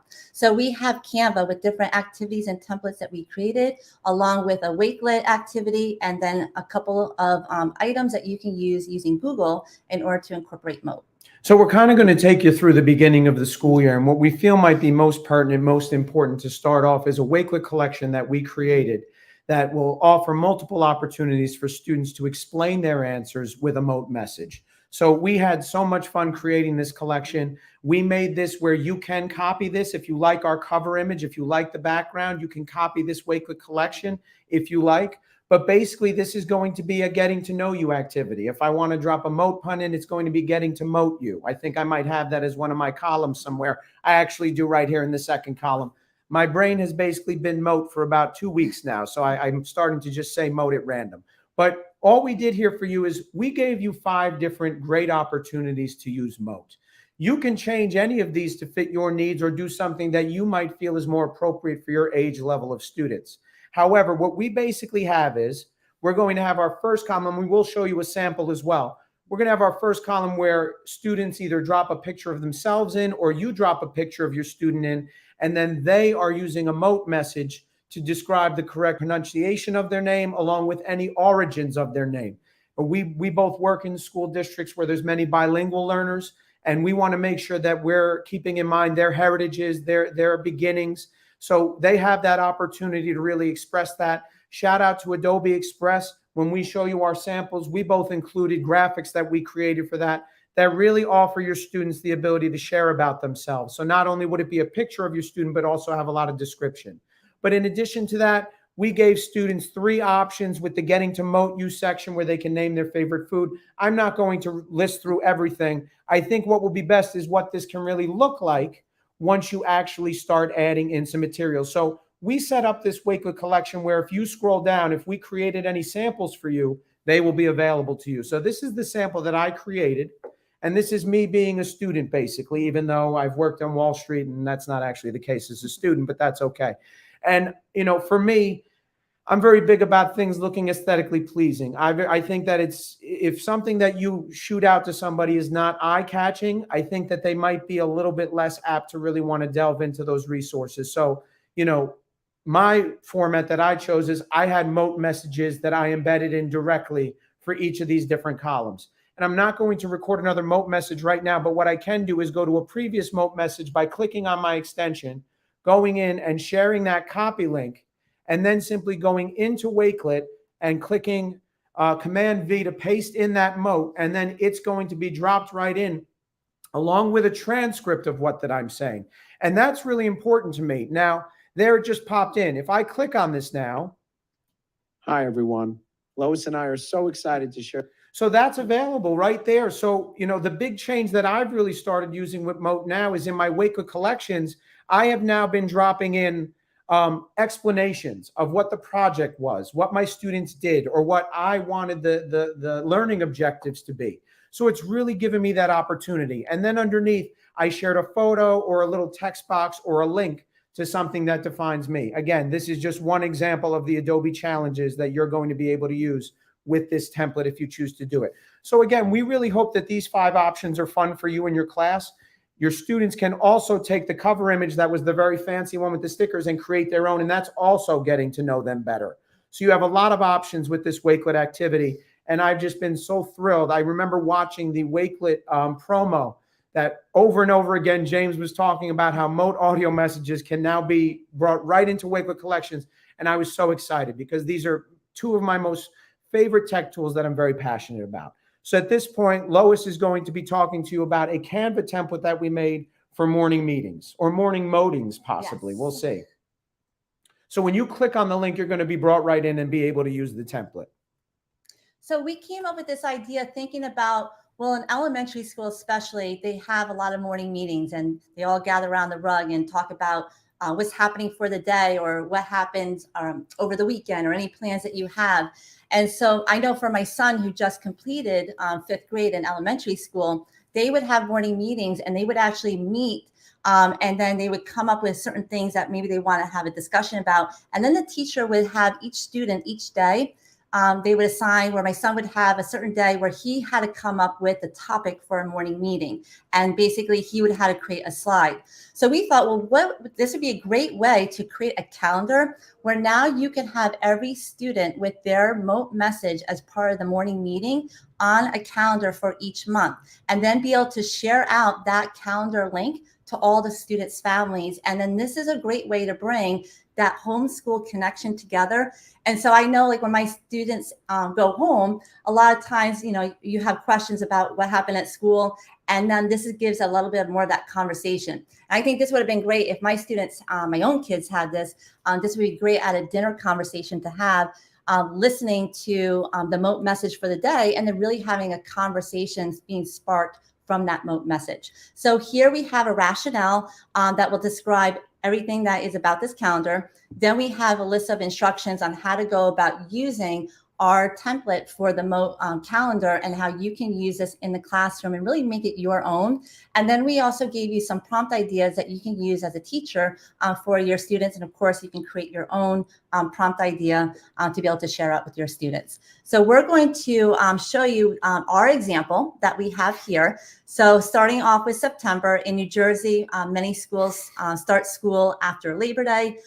So we just have like a little Mote message that we have here. And then we're going to give an example of how to use this for your students. So it depends on how much we want to creep people out at home, because we both tried to play a role of a student with these Mote messages. So who are we going to creep people out with, me or you? We can use mine if you want. You're going to use yours. Yes. You're the first, correct? And I think I'm pretending to be my son, who we have a basketball tournament this Again, weekend. a whole other bowl of worms, right? Okay, here we go.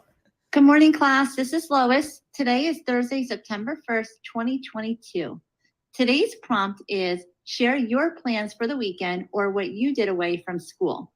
This weekend, I'm really excited to go to Pennsylvania to play in a basketball tournament. My team is undefeated, and I hope we can win again. And I just want to share one thing before I kick it back over to Lois. I saw Stacy's comment in the chat, and I so appreciate your commentary, Stacy. Thank you so much. Those students who might not be the most comfortable going up in front of the class and leading morning meeting, this takes that little bit of fear where they can then pre-record and make it a little bit more manageable for them. And also at the front of the classroom, you can have this projected onto the screen. And then this is a great way for students to really listen and to hear each other through this Mote message. So you want to record a Mote message and we'll show how we drop it Absolutely. in? All right. So we're going to now model how to drop a Mote message. As you can see, that embedded audio player right there, right into Canva. So you click on the extension. When you're ready to record, you hit record, and then you're going to do your brief message. Hello, everybody. This is Lois. Welcome to today's morning meeting. Great job. I'm excited to start my day at school. You're going to click on this right here. You're going to have multiple options of what to do with that Mote message. But for the purposes of today, we're just going to click that copy link button, just like I did before in Wakelet. And Lois, you continue on here. Yep. And then we're going to just paste that link right in. And now we're going to embed. And now we're going to have a Mote player. And that's what I love about having Canva and Wakelet embedding Mote inside. Now it becomes a Mote player. And as you can see, you'll be able to see the profile picture and then also the transcript of the message. So let's actually play that really quick so we can see that.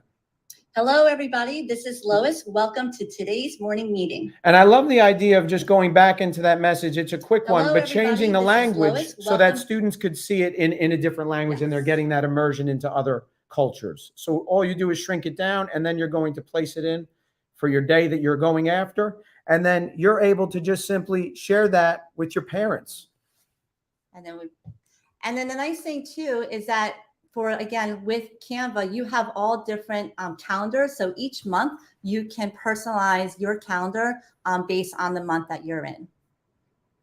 And then we also provided you a blank template for you to use. Should you choose to do that, you can link your teacher page or your Twitter profile, whatever you want to do as well. And now we're going to get into a back to school night template for everybody. All right. So this one here, we are really excited about as well. Again, if you're just starting the school year and you haven't had back to school night, we hope maybe this would be a great idea for you to implement for back to school night. I know I'm going to share this out with the teachers in my school district. So this kind of brought us back to school night, especially in the elementary school. Again, I was thinking about my son going back to school night for his classes over the last few years, and as well as for my daughter. And usually each year it would be a letter that my son had written out, and it'd be on his desk, and I would sit at his desk and listen to the teacher, and then I would have a paper and just basically write a response back. And then my son or my daughter would have that the next morning. So here's a little bit of a twist that we thought would be a lot of fun, as including Mote. So here, you'd be able to add your school logo. So where we have the Mote, you'd be able to have your logo. You would be able to now on the bottom have the student's photo. So if they haven't had pictures yet for school pictures, the teacher can just take a picture of their students and then have their photo put right here into one of the Canva frames. And then the student can use Mote in order to record a personal message to their parent or guardian that's coming to back to school night to be able to listen to their child while they're there. And the student can talk about, what they're excited about so far for the school year and what they're looking forward to throughout the school, just to give you a little bit more information. And then here's an example. This is my son. He's going to 6th grade. But this is from last year, his 5th grade picture. So he put his school picture right here. And then I would write back, as an example, when I go to back to school night, as a parent, I would write a response back right there. So that way my son or my daughter would have their message from me for back to school night. And then we actually had my son record a message just so you can see an idea of what it would be like for a student to be able to record a message to their parent. So I'll leave this here for a few seconds if anybody would like to, scan this, see if you would want to do this activity in your class. But to us, we just feel like this is such a level of personalization that this would be something that the parent, the guardian would always remember about a back to school night. And while it might be a little bit of work up front, it's nothing that's too big of a challenge. And for full instructions on this template, how to use it, I actually embedded that player that you saw with instructions in a Mote audio form. So this is available to you to change, make it completely customized for yourself. And then we have another idea, which is even more app smashing, where let's say that you wanted to include the QR audio mode in the bottom right corner. You also have the opportunity to now bring in your Wakelet collection that we showed you before. That was your getting to know you. So what I'm going to do is I'm going to go back to the original resource hub on Wakelet, and I'm going to now show you Lois's, which is also an amazing getting to know you that she did with all that she's accomplished in her amazing career. And all that you would have to do is then it's not going to allow me to share yours because it's not your account. So I'm going to go back into mine really quick. I'm going to go back to mine really quick. Please check out Lois's. It's an amazing getting to know you. And she's got a really cool story about her origins as a teacher. I'm going to go back into mine and click on share. And then you are simply going to go share to view. And then you go to QR code. I'm going to copy this image. And then I'm going to go back into that back to school night template. And now let's say, okay, they know my class, they know my school, they know all of that. I want to have it where now they are getting a snapshot of their child that they created that amazing Wakelet collection as well. So they could have 2 QR codes right there for parents to scan. Yes. And so we thought this would be a great way for, again, just more of that personal touch. For me, this would be fridge worthy, where I'd be putting this on my fridge if my student brought this home, my child.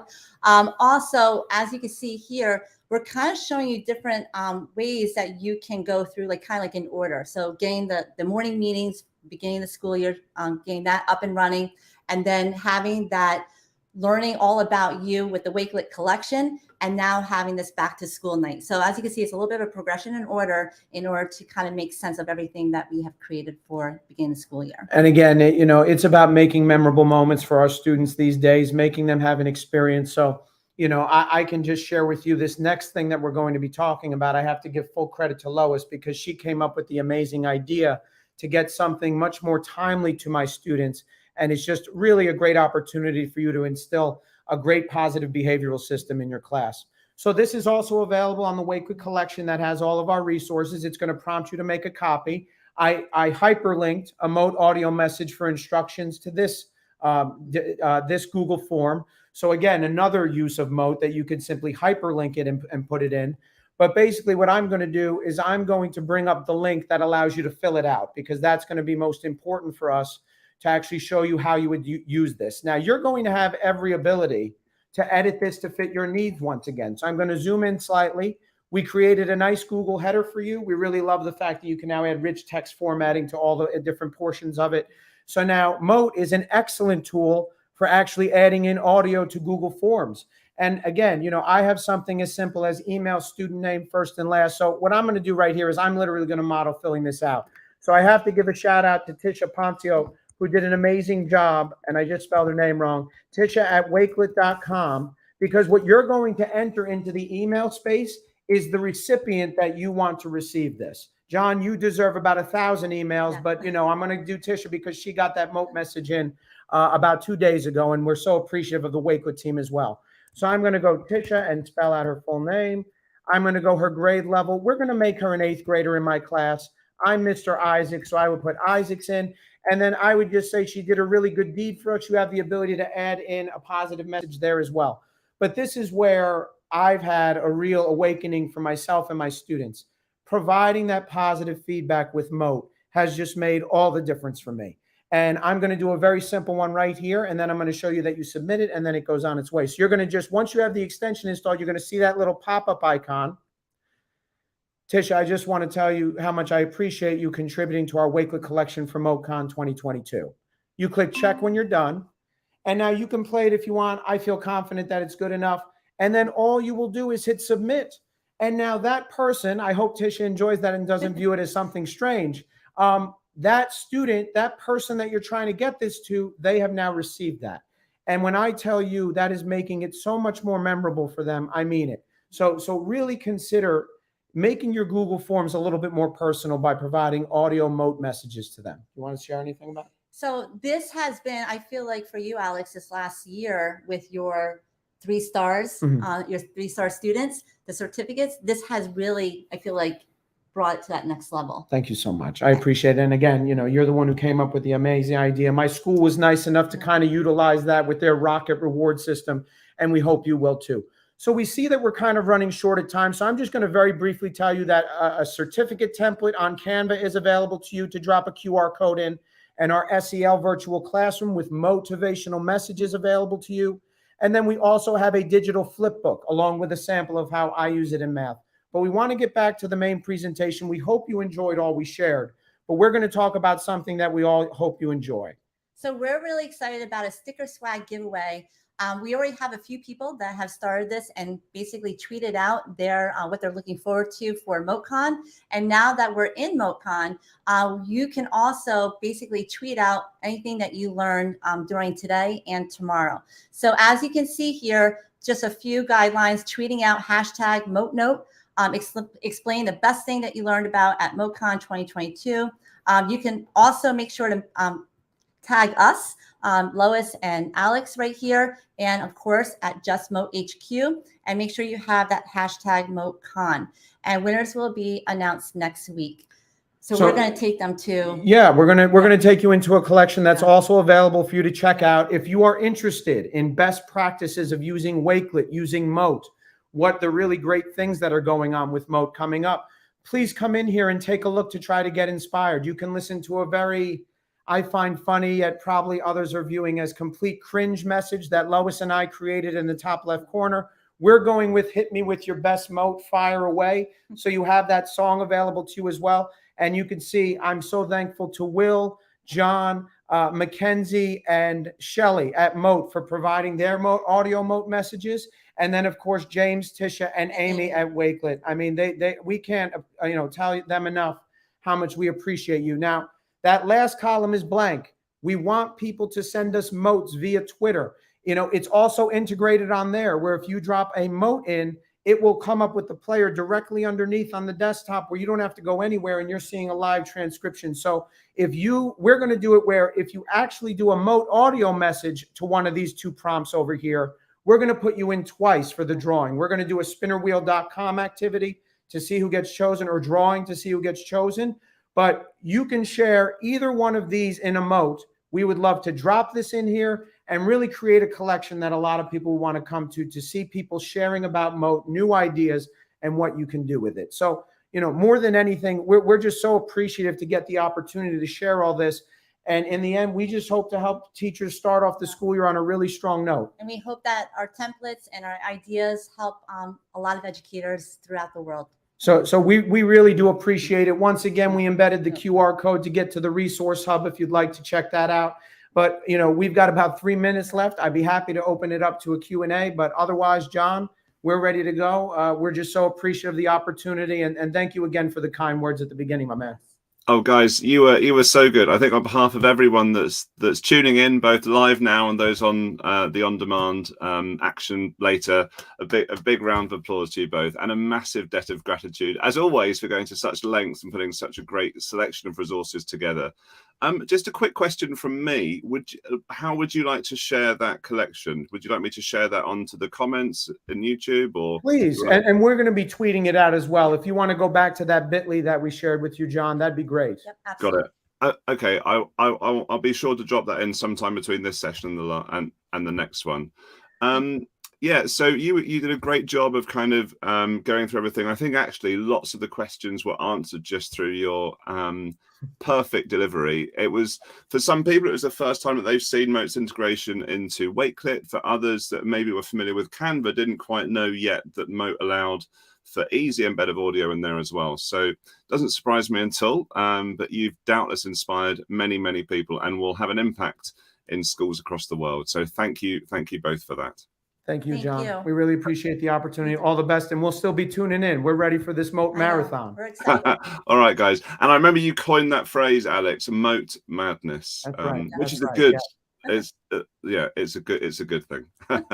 All the best, everybody. Bye. All right, guys. Goodbye for now. Okay, so what a wonderful session there from EdTech's dynamic duo, Alex and Lois. We've got a couple of minutes till the next session. So what I'd encourage everyone to do is to take a quick drinks break, and I will see you back on the hour for the next session, which is going to be a stonker with Eric Guys.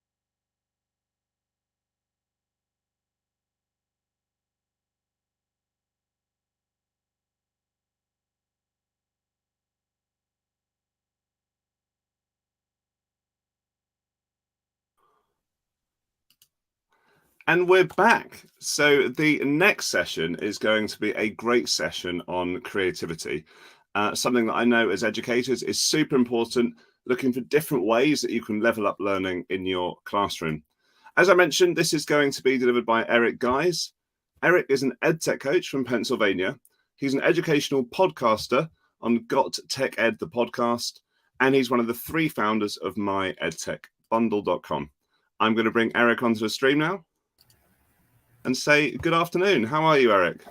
Hey, John, thanks for having me on here. I'm a big fan of Mote, big fan of what's going on here. So I'm so happy to be here and privileged to present. Perfect. Okay, Eric. So what I'll do, we're bang on schedule here. Thanks to the previous presenters. I will share your deck to the stream and I'll leave it to you. Thank you. All right. All right. So this session is called Using Templates in Mote to Foster Student Creativity. And my name is Eric Geis. As John said, I'm a tech integration specialist. I actually teach in New Jersey, so I see a lot of New Jerseyans in the YouTube chat. But I just want to start off with a quote that I heard. I wish I could cite the source of this. If we want students to think outside of the box, we have to stop putting them in the box in the first place. All right, so this is something that I take to heart, but I don't think that templates do put students in a box. It just allows them to have a platform to really express themselves and to think. And you'll see what I mean as I go through this. The bit.ly link is down at the bottom. That could be shared out throughout this presentation. And I'm going to get into it. So I just want to start off because I often forget to say this, but everything in this presentation is linked to the template or the EdTech tool that I talk about. And my goals for today are just to introduce you to some templates that will allow your students to be creative in the classroom. And then also to hopefully inspire you to try one of these or to take this, change it up and make it better and implement it into your teaching practice. All right, I will say that I app smash a lot, just like Alex and Lois in the last presentation, and really anybody that presented today so far. App smashing is awesome, and Mote fits in with app smashing excellently. So, so what I often do is I use Mote, and I'll use Slides Mania. If you haven't heard of Slides Mania, these are free PowerPoint and Google Slides templates.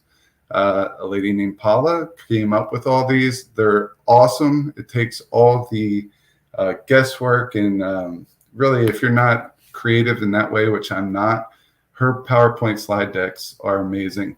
I use Canva a lot, just like Alex and Lois were talking about in the last section.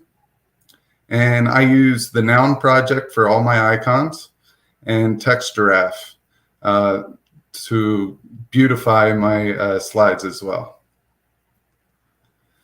All right, so today I have, I think, somewhere around 15 different ways that I implement templates and Mote into my classroom. The first one is graph story time. I used to teach AP Bio, and every Friday I would have a graph, and I would just hand it out to the students. This is more of a do now activity at the beginning of the class, and what they would do is they would have to tell me the story of that graph.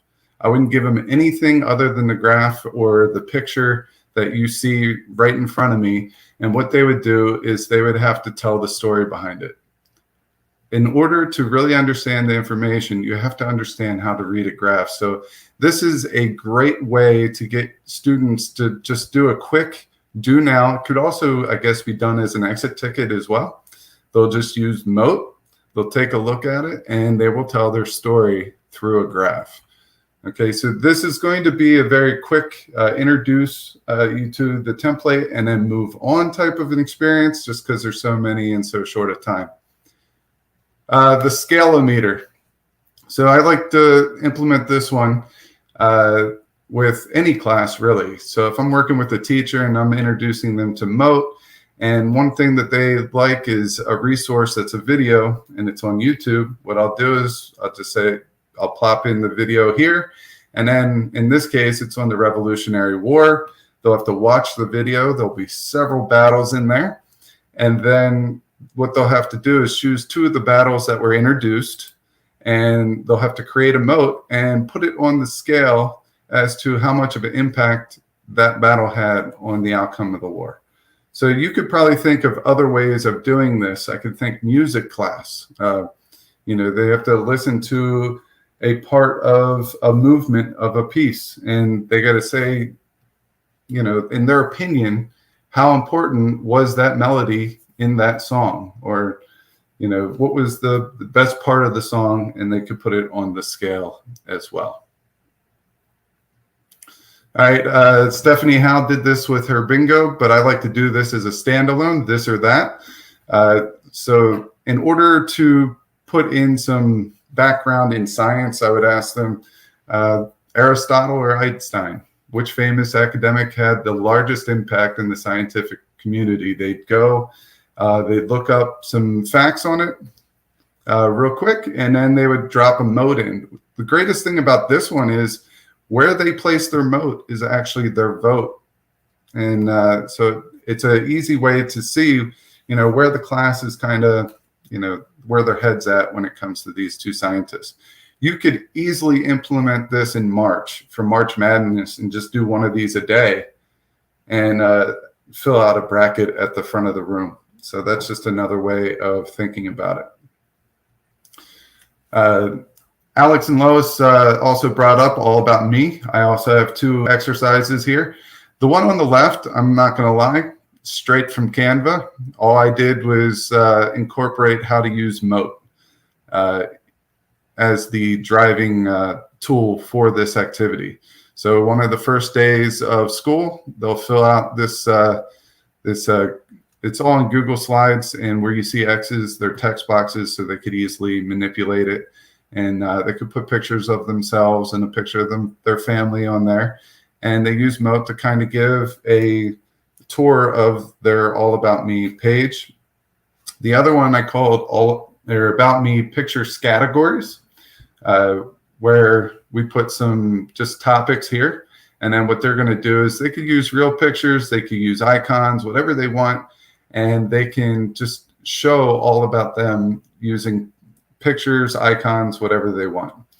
At the end of that, what they do is they give a little background for each one of the pictures that they selected. If you wanted to take this a step further, the next day is a do now.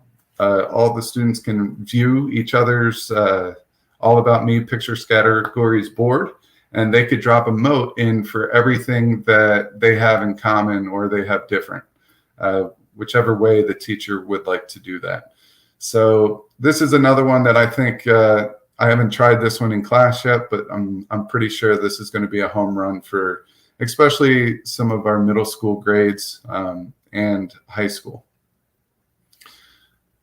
The next template is the presidential Mote map.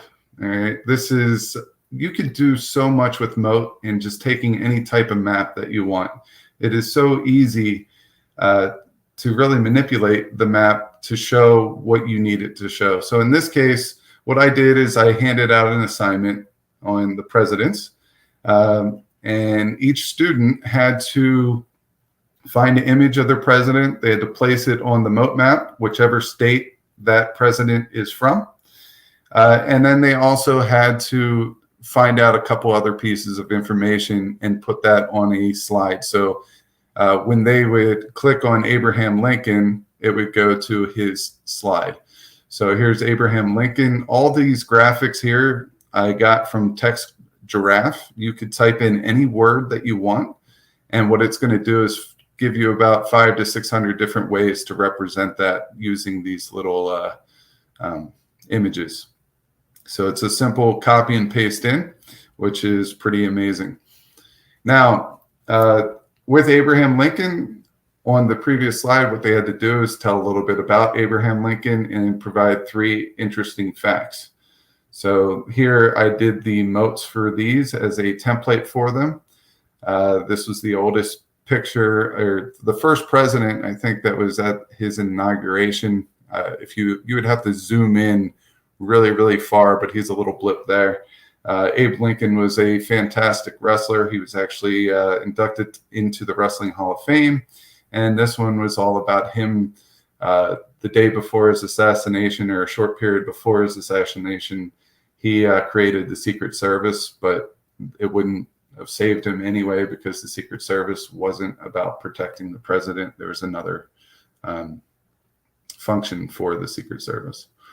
So this is my presidential Mote map. I've seen people use these for the Amazing Race using maps, and each spot that they had to go was the teacher describing the activity, and there's arrows to everywhere where they travel. So you could easily gamify this, and I know this is something that Steph does all the time. Steph Howe, she gamifies things, so I'm hoping that maybe this triggers something for her, and we'll see more of her excellence in the near future. This is one that I actually came up with this morning because I found out that I only had 14 templates and I wanted to shoot for 15. So this is the Mote Murder Mystery template. I just took an old-fashioned picture here off of the internet, and I decided to put it in there and say that these are my cast members for my murder mystery. And what a teacher can do is go in there and they could do a little bit of plot development, character development. They could give the students the basically the alibis or the witness statements or any type of narrative that they want for each person. And then based on what the students hear, they have to complete the murder mystery. They have to write it, what happened. You could just have them easily make a mote and put it on here and tell the story, or you could have them write it out. It could be a creative writing exercise. But this is a good way to really allow the students to come up with their own ending to a murder mystery. I also think I'm going to get two teachers, two classrooms, to make one of these for the other classroom, and they're going to switch. So what they'll do is they'll make their own murder mystery. They'll write down their ending for the class. They'll all decide on an ending, and then they'll switch it with another class and see how close the other class gets to their actual murder mystery there, or if it's completely different. So I put the teacher directions there. This is just a sample, and this is a sample of the student directions there. All this stuff is customizable, so you can go, when you click on this template, you can go in and add your own and get my voice out of there, just so there's a little bit of personalization within your classrooms. And that goes for all these templates, really. This is one that I threw out on Twitter last year that got a decent amount of traffic. This is the Great Mote Debate. I did this one during asynchronous learning at the very beginning of the pandemic. And this is one that the students really, really enjoyed. So the whole debate is ran through this, this Google slide. Each team had to say their position, and they drop a mote in there. They could also use a text box and type this out if they wish. And then what happened is the pros did all three of their arguments, the cons did their arguments, and then the next day they would go in and they would do the rebuttal to each one of the opposition's arguments. On the third day, which is just at the very beginning of class, there's closing remarks. And then there are 4 different debates going on in the classroom. So if you did your debate on mountaintop mining and another group did theirs on fracking, they would switch and they would listen to each other's, and they would fill out this little rubric here, which is also with the template, and they would have to basically choose a winner on how well they debated within that debate. And they really, the students really were passionate with this activity. So we've done this a couple times since then, even returning to school. I just use these as kind of just introductory parts of the lesson. They'll take 5 minutes at the beginning of the class to fill out their debate. And within a week's time, we would have the whole debate done. And we've only really spent 5 to 10 minutes of each class period working on it. So it's a fan favorite with the students for sure. The next one is the Mote Gallery Walk. Here are the directions. This is always in my first slide. I give them the directions. But basically, they're going to get a whole bunch of stuff together, and then they're going to use Mote to present their slide. And this is another one that we use during remote learning, but I also like to do this in science classes so they can go over their lab, especially if they're all doing a different lab. You could use them in other classrooms, such as history. If each person has a battle or a different event that led up to World War I or World War II, you could have them work on their own slide and then take some time to listen to everyone else's slides. It's just a different way for a gallery walk. I also use this in professional development. All I give them is the directions at the beginning, and then I give them a place to put their work. Their creativity after this is on their own. So this is one, I did a demo of one in a professional development with high school teachers, and ed tech coaches. So this is one that I did. I wanted to create a collection of educators, and I wanted to really showcase everyone's strengths and how everyone could help each other out. So what we did is we made this, and this is one of the examples that was made.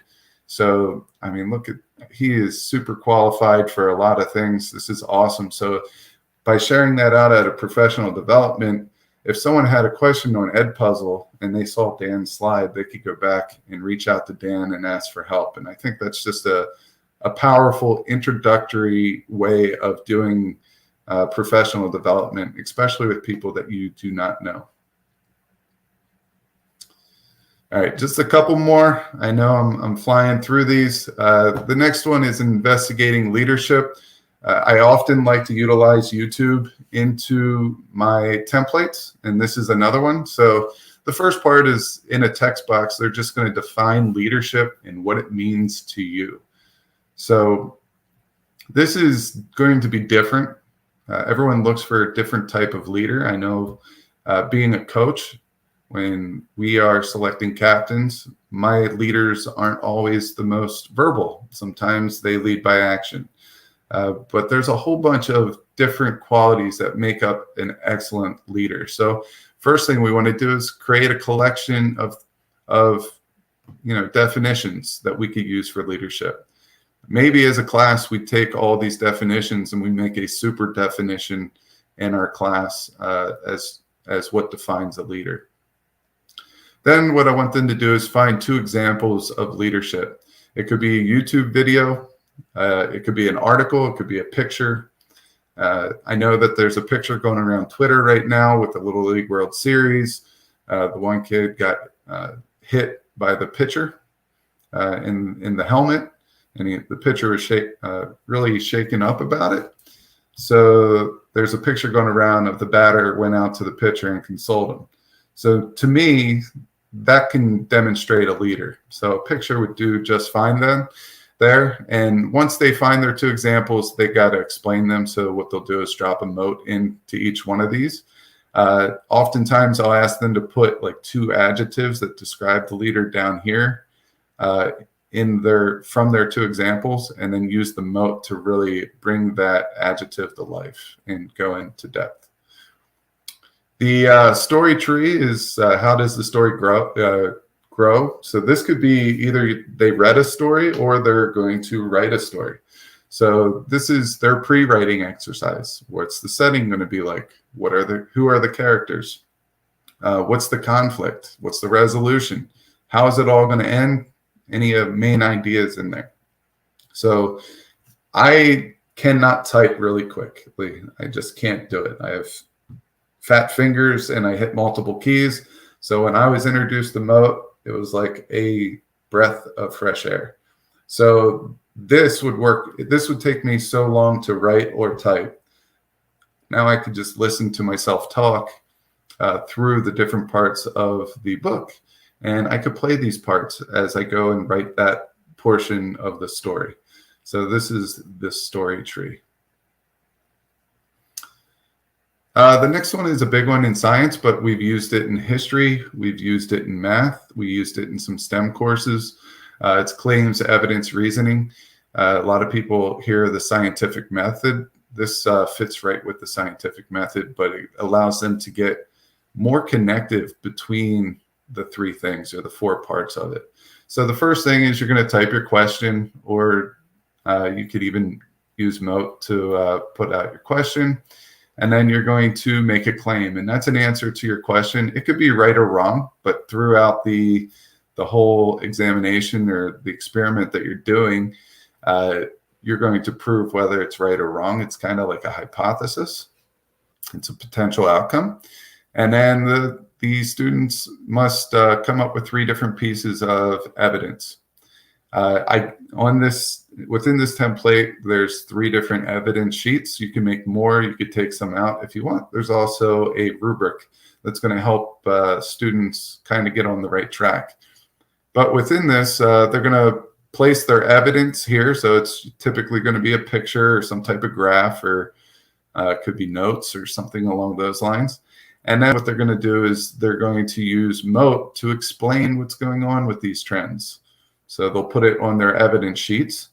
And then finally, the third part is reasoning. So once you have your evidence, it's basically the connection between the evidence and your claim that makes everything come together. And oftentimes in science, I tell them that I want them to make sure that they use scientific principles and theories and definitions within their reasoning, just so I know that they truly get what's happening between the claim and the reasoning.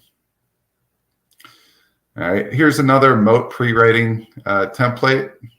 It's kind of the same thing, but the visual is what the English and language arts teachers really like with this, and it's a more simple way of organizing it than the tree. So exposition, rising action, climax, falling action, and resolution. So once again, they're just putting their motes next to each part, and they're off to the races. All right, the book report template. Oftentimes we get a lot of stuff where students just write out stuff. It might be cliff noted or spark noted or whatever new things that they have now. I know Nicholas at the very beginning was talking about moments where you're no longer very cool. I made a Wizard of Oz reference at the end of last year, and there were a couple kids that had no clue what that was. I know another one was Gilligan's Island. But a lot of students don't know what Cliff Notes are anymore. They're on to the next new thing. So this all fits within that. But this is just another way of doing it.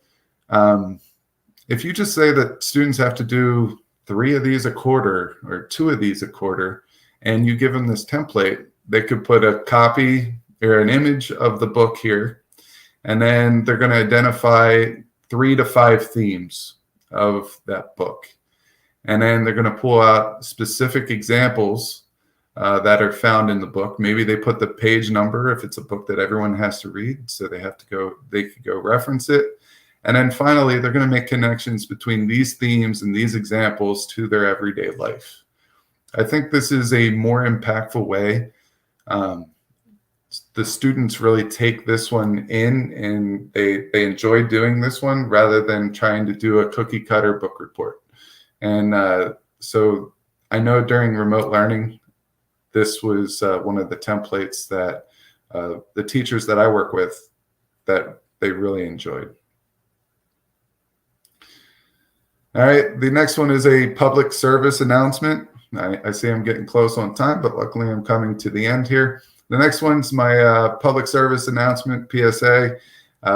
This could be a standalone activity, but it also could be a storyboard if you're going to make a video, or if you're going to make a poster or something like that. So what's something in the world going on that people should know about? Have a summary there, put 2 pieces of evidence, and explain what the evidence is showing. Here are the 2 evidence spots. How can people help make a difference? So this is the identifying the problem and kind of coming up with the solution. And then finally, are there any charities or organizations that support this change? And so this is another gallery walk opportunity where everyone does something different, and then they go and they're introduced. A lot of times students want to learn and go after opportunities. They just don't know where to look. And I think this is a great way to provide, information for them to go to. I have to point this out, and I know Alex and Lois did this earlier, but the Learning Hub is available. Oftentimes, if I have an idea, I go check to make sure that my idea isn't, something that was already done. Or if it was already done, is there a way that I can make it better? Or is there a way that I can add to it? So make sure that you go out and see these awesome Mote templates. There's tons there. They're doing a great job developing this. And as a teacher, this is where I live. This is where I get a lot of my ideas. I'll chop two of them up and make one idea. But this is the Learning Hub. It's on the Mote website. And then finally, are there any questions? If you would like to get a hold of me, if you have any questions about the template, make sure that you reach out to me on Twitter at @GeistGotTech. That's the easiest way. And I want to thank everybody for your time. And I want to thank John and Will for putting this together and inviting me to present. And we want to thank you, Eric. That was such an amazingly packed session full of inspirational ideas. I don't know if you're able to see all of the comments coming through, but likewise, when you have the opportunity to jump onto social media, I think you'll be blown away by how many people were falling in love with different templates, which I know is part of the goal of someone in your particular role, is that you want to find, you recognize that not every idea is going to hit the mark for every teacher in every subject and for every student. So what you do so well, and I always enjoy learning from you, Eric, is you have such a great way of thinking about how different, like the murder mystery thing, like that's just, it's genius. So what I will definitely say to everyone is, both during MoteCon itself through social media and also after, when we connect with people, we will be sharing out all of the links, not only to the presenters' resources, like the link that you were sharing there, Eric, but we'll also have to, for example, we've actually rebranded the Learning Hub to the Learning Zone. So that's something to get used to.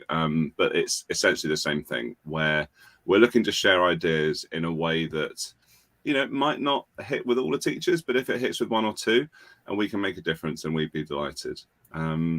So yeah, thank you, Eric.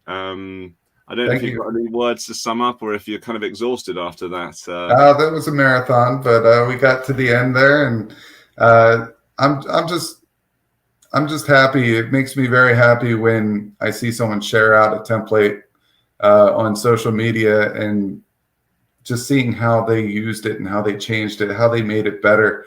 We are all better together, and I think this is just an amazing opportunity to just show what a strong community we have, and a PLN that we have, not only in Mote, but as teachers. Indeed. And on that note, it feels like the perfect timing to wish you all the very best for the remainder of your Friday afternoon and evening. So cheers, Eric, and I will speak to you soon. And for everyone else, we are now we've got almost 2 minutes until the next session kicks off. Very excited about this session. It's going to be delivered by Brittany Horn. So I'm just going to put the holding slide up, and I'll rejoin everyone at 4:30 p.m. Eastern.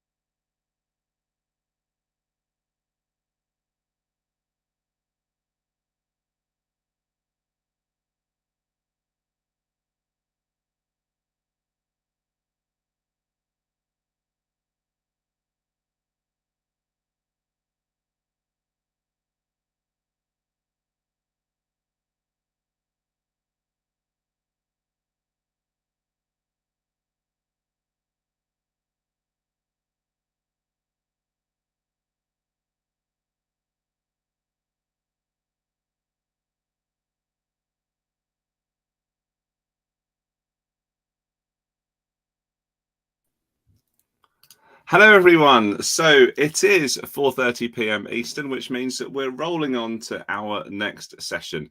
This session is going to be delivered by Brittany Horn. Brittany Horn is an instructional technologist in Northwest ISD, which is north of Fort Worth in Texas. She's in her 13th year in education and 9th in this particular role, married to an amazing math teacher, busy with their 4-year-old daughter and 8-month-old son.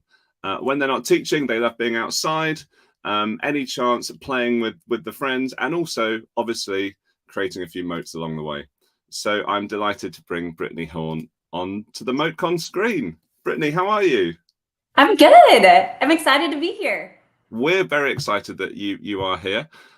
So what I'm going to do, we are bang on the schedule here, and I know that you've got 7 wonderful ideas that you're going to be sharing. So I'm going to share your screen to the MoteCon stage, as it were, and I'm going to leave you to it, Brittany. Wish you all the best. Awesome. Well, thank you so much, John. Thank you, Mote, for putting on this awesome conference. Man, looking at Eric's templates and everything he shared, it's just so awesome to be able to learn from people and amazing educators all over. So thank you for having me and for hosting this conference. I know that the instructional technology team in Northwest, along with a lot of our teachers, have definitely jumped on the Mote boat. When I was first introduced to Mote, I thought, oh, okay, like it adds audio to Google items. That's awesome. But what we have found is in the hands of really creative educators, Mote can be game changer in all aspects of learning. So I listed a few things to the side here, but student creativity and voice, oral admin, giving feedback, so many ways that we have used Mote. So you're going to notice I will give a few shout outs to teachers along the way as we go through these 7 tips and ideas for using Mote. And hopefully some of them are really simple, but hopefully everybody has a little takeaway here.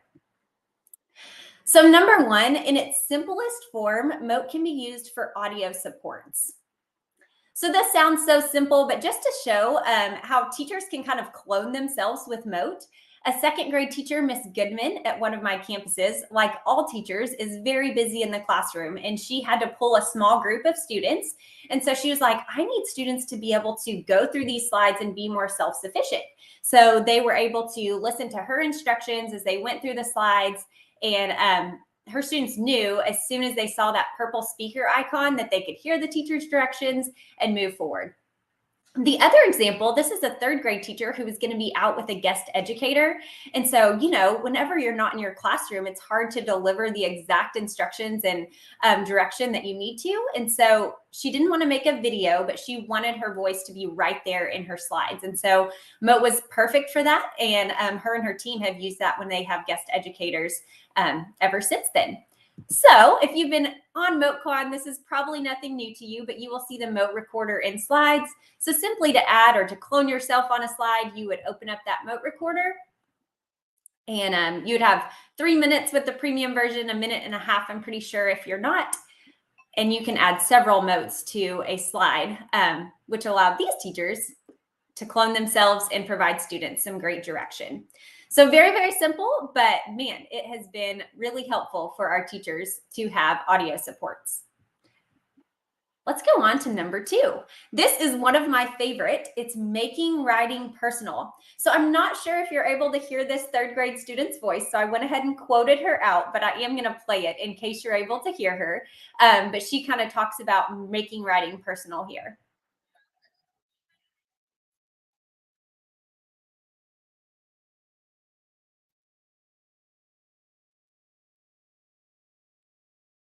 Again, I'm not sure if you could hear her sweet voice, but she says, I really love being able to add my voice captions. I really like Mote.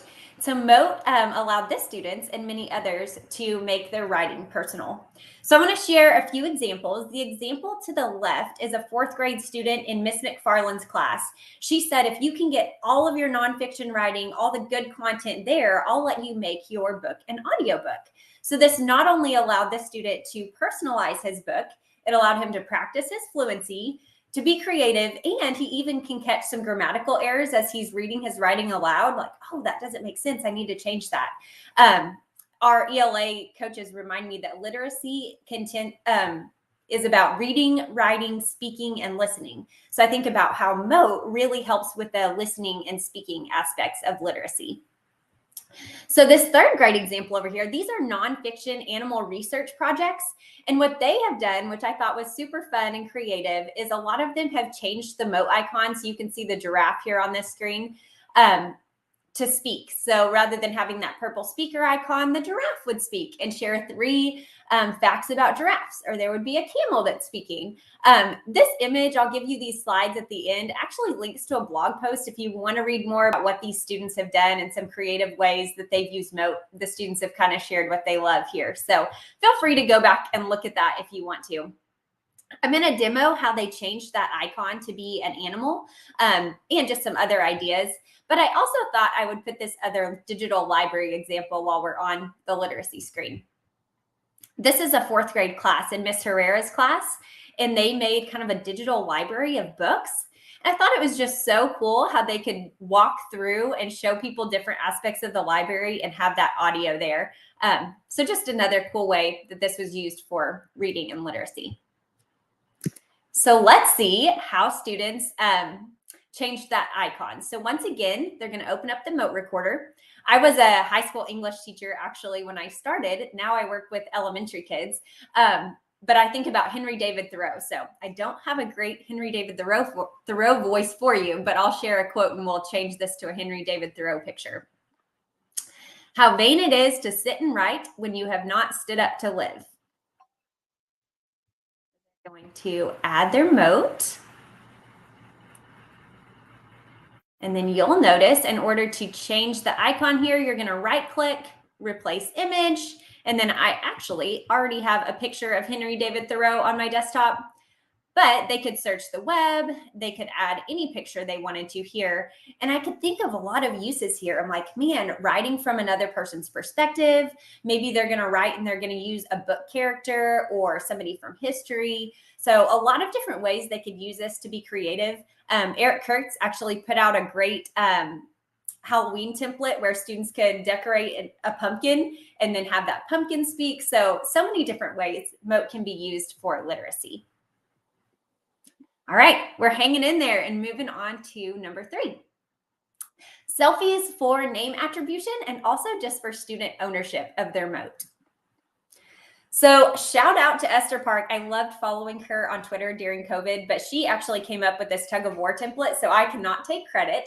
However, I shared this template in a PLC, and Miss Sweezy, a 4th grade teacher, decided she was going to use this with her class for persuasion because they were really working on taking a stance. So she put up the statement, 4-leaf clovers are lucky, and the students all had to create a Mote and add it to this slide. Not only did they have to agree or disagree, but then they would move their Mote along the continuum of how much they agreed or disagreed with the statement. She also wanted them to change the Mote icon to be their selfie, 1, to take ownership of their voice, and 2, so that she could see who was speaking and play some of those Motes for the class. So you can see, just a reminder, they changed that by right-clicking, replace image, and then we're one-to-one Chromebooks in Northwest, but it's just so easy to take a quick selfie right there and doesn't take hardly any time at all. So since my video is being used, you'll see this GIF here, but it just brings up the camera, take a quick selfie, and then all of a sudden you get to own your voice in that Mote. All right, number 4, which is a really good follow-up after that collaborative slide that we just viewed, and that's home space and arrow keys. This sounds so simple, but it seems game changer to me, especially for littles, I feel like, but really for everybody. I use this tip. When you've got a bunch of people adding Motes to a slide, sometimes it could get confusing which purple speaker is yours, especially before you change the picture if you're going to. So as soon as the Mote comes on the screen, I like to tell the kids to use the arrow keys and put the Mote in a home. So these home spaces, it could be circles around the slide, but allow you to have a spot for your Mote so that you're not duplicating or having yours on top of somebody else's. This example here was from a professional development session this summer, and you can see there are circles for homes, but it also allowed us to break up responses. So teachers would leave a takeaway, like, what did you get most out of this session? But we were able to categorize them, K-5, 6-12 teachers, and other. I could see how you could use this for different book clubs, different student groups. So feel free to use a template like this. You can steal it from this slide when you get these slides.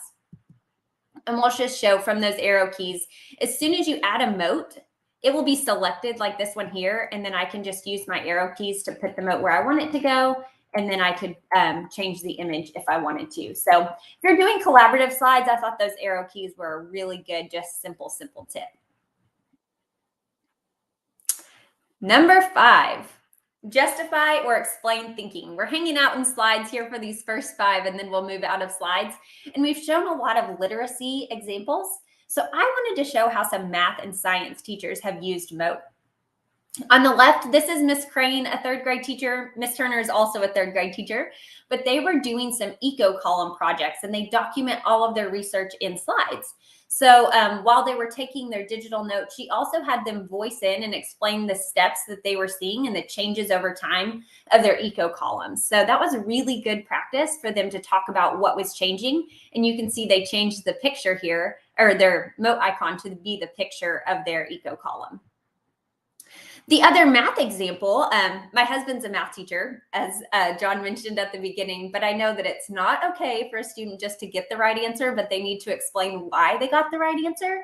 And Mote was really helpful with that for these students in Miss Turner's class. So they would solve the problem, get the answer, and whether it was in slides that they solved the problem or on a hard copy, in slides they would add the Mote justifying their thinking and talking about the steps that they took to get the right answer. So I thought that was really cool. All right, we are heading into number 6, and this is one of my favorites. It's QR codes for a personal touch. We led a lot of PD this summer on Mote, and even at the end of last spring, we called it Holy Guacamole. So one way that I liked to start the summer sessions was I had my daughter actually record a Mote. I think Jason, when he did a pre-conference session, called it emotional blackmail, because when you hear a sweet kid's voice, you're like, you just melt. But what was neat was for them to see the difference between just saying welcome and having that student voice. So whether it's a teacher hearing the student's voice or a student hearing the teacher's voice, it just showed how personal that could be. So once again, I'm not sure if you can hear this super well, but you'll notice, I'll go ahead and play it. And it's also transcribed. So we're going to look at this when we look at feedback, how you can transcribe these notes. But this was how my daughter welcomed them into the session.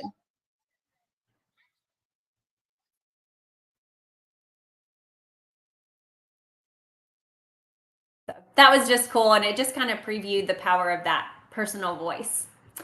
I also want to give a shout out to my amazing teammate, Kelly Sanders. She heard about QR codes and thought, wow, this would be an amazing teacher appreciation gift. So she actually had her students tell their teachers all the different things that they loved about them. And then she put those in a Mote and then printed them off and put them in these flower bouquets. And I know even since then, our team has just used this kind of like giving Motes to each other to make somebody's day. Goes a lot further than sometimes just a little sticky note or a card. So that was a clever idea.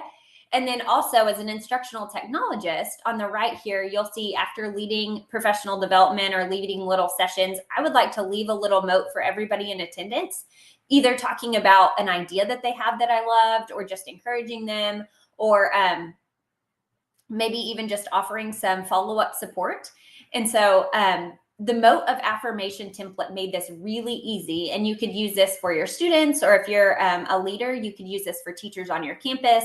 But I'm going to go ahead and open it, and then you can go back and grab this template if you want it for yourself. Click Use Template. And outside of slides, you can actually use this extension, the Mote extension. You'll want to make sure and get that and pin it if you don't have it already. But the QR codes are really easy to save. So I would come in here and leave my Mote. Okay, so this is just a test here. And then notice that I can share any of my Motes as a QR code.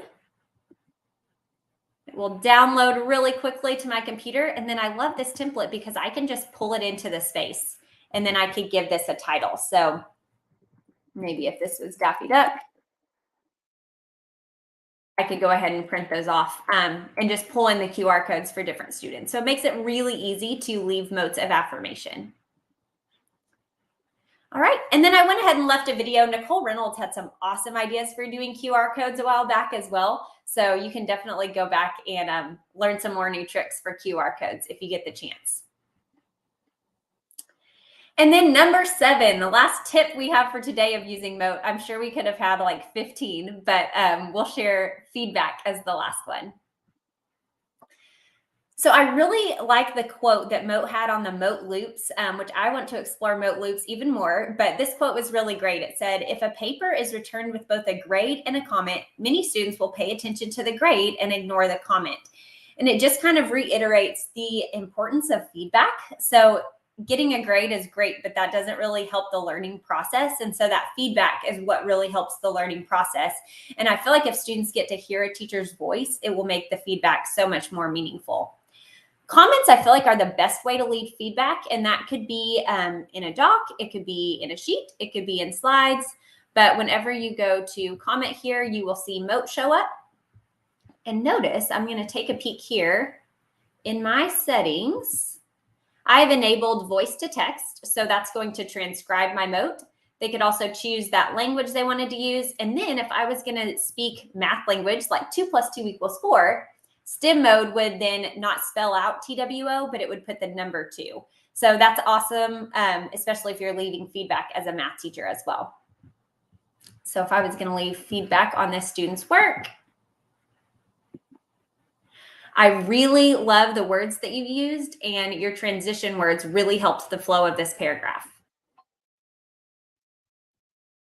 So then the student gets to hear the teacher. I think it's a lot faster to leave voice feedback too than typing it in, but then it also will transcribe it here.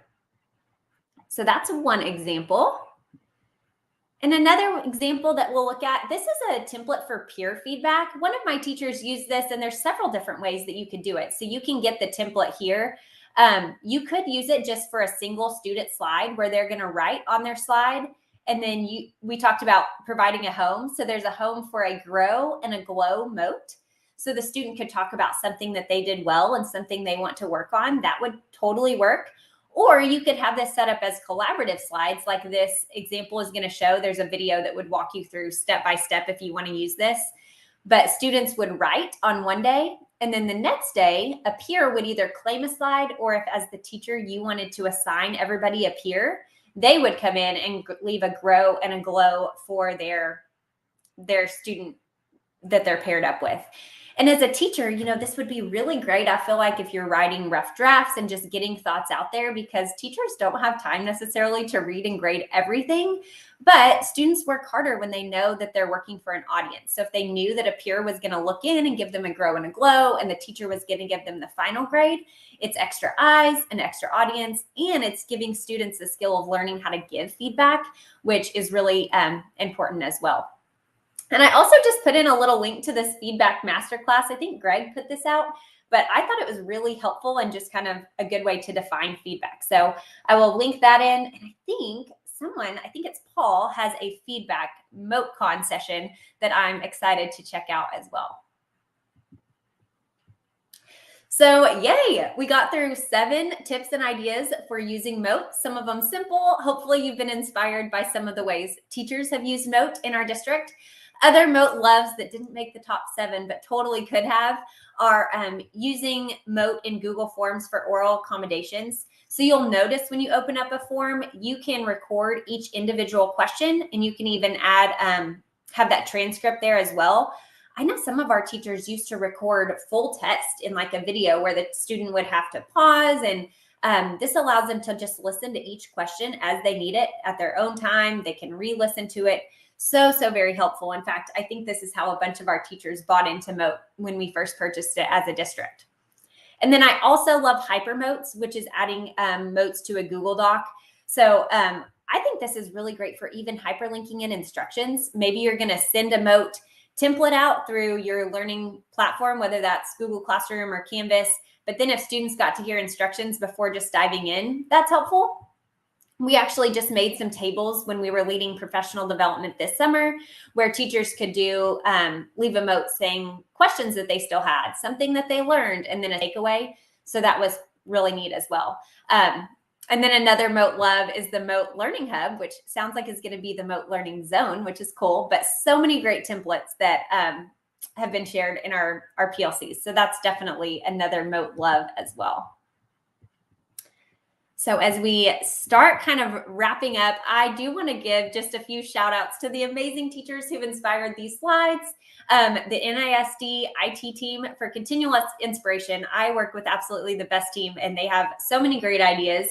For Kelly and her teacher appreciation idea, that tug of war template, Mote feedback loops, which I can't wait to explore, and the masterclass, and then of course our fun gifts that came from Giphy today.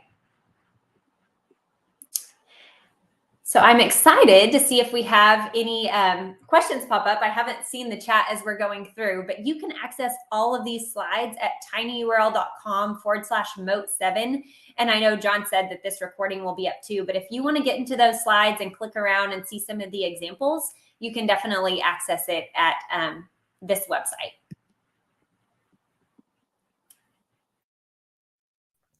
Brittany, hello. Hi, I'll stop sharing my screen here. No, sorry, I have stopped sharing it for you. I wasn't sure if there was going to be one sort of last surprise there, but no, that was absolutely brilliant. Thank you so much on behalf of everyone. I realise you probably didn't get the opportunity to see the praise and the reflections and people being inspired by what you were sharing. So I hope you get a chance to do that soon. There weren't like loads of questions coming through because everything was covered so comprehensively. You really touched upon some wonderful different ways in which not only Mote can be utilized, but also the power of voice and the power of connection and, you know, giving students a different way of demonstrating their understanding, particularly as I know with your passion of working with the younger learners. So if I just make sure that everyone knows that they should do this as a priority, and that is to connect with you on Twitter. So please, everyone tuning in, make sure that you connect with Brittany. Not only is she a Mote ambassador, but also a recently minted Google for Education certified trainer. So congratulations again on that, Brittany.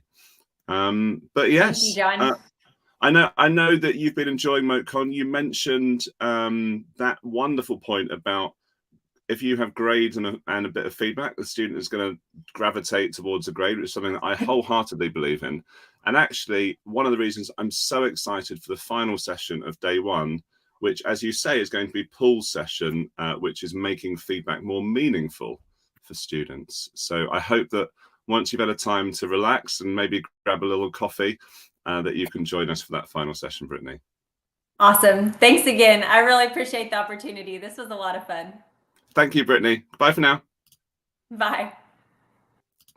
Okay, everyone. So we have just over 5 minutes until the next session is going to be starting. Again, it's something I'm really looking forward to. It's actually about using Mote for a more inclusive learning experience. And that's with another one of our ambassadors, Maureen Lamb. So I'm going to do as we have done before. I'm going to put the placeholder just onto the screen and I will return with Maureen in just over 5 minutes. Bye for now.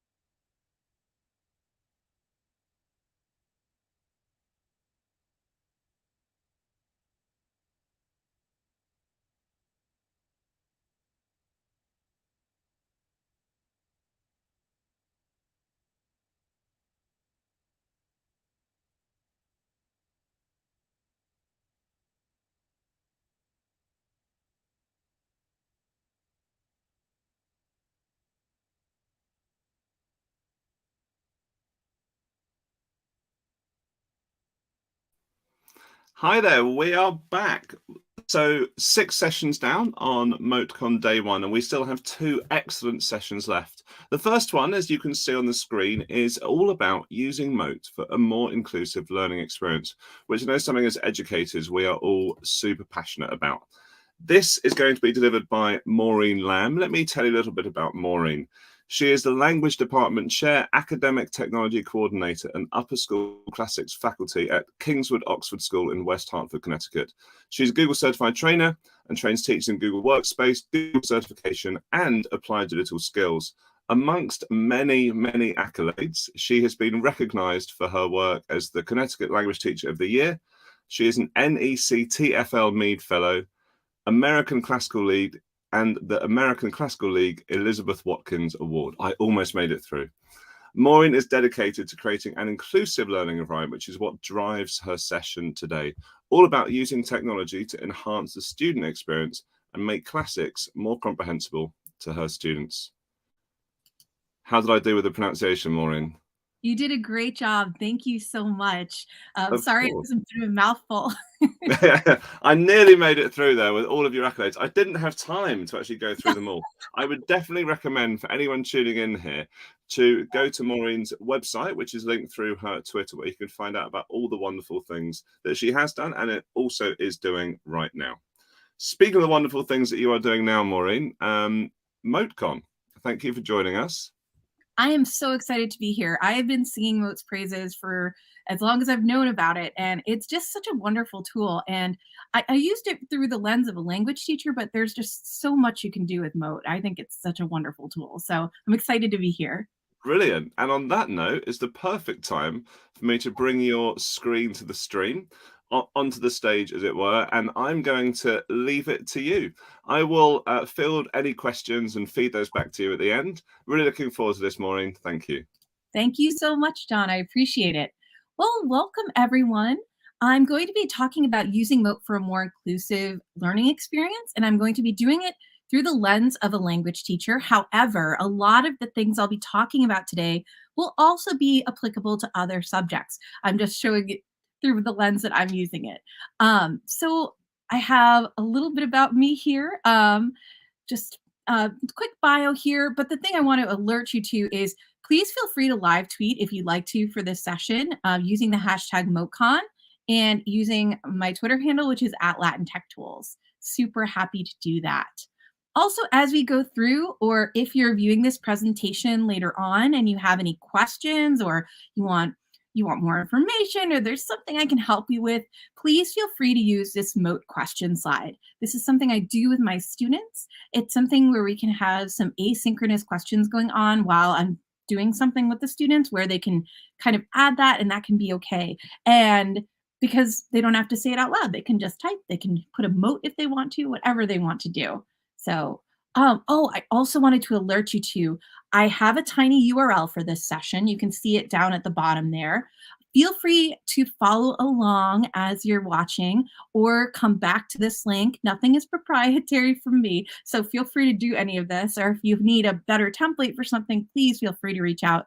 And again, that link is tinyurl.com/LambMoteCon22. Again, tinyurl.com/LambMoteCon22. And so I know I just said I was really excited. And so why do I use it for language learning or learning in general? I also teach classes as an academic technology specialist in digital citizenship, and Mote is very helpful for that as well. So it's not just language learning, but it's how I started it. The first is to save time.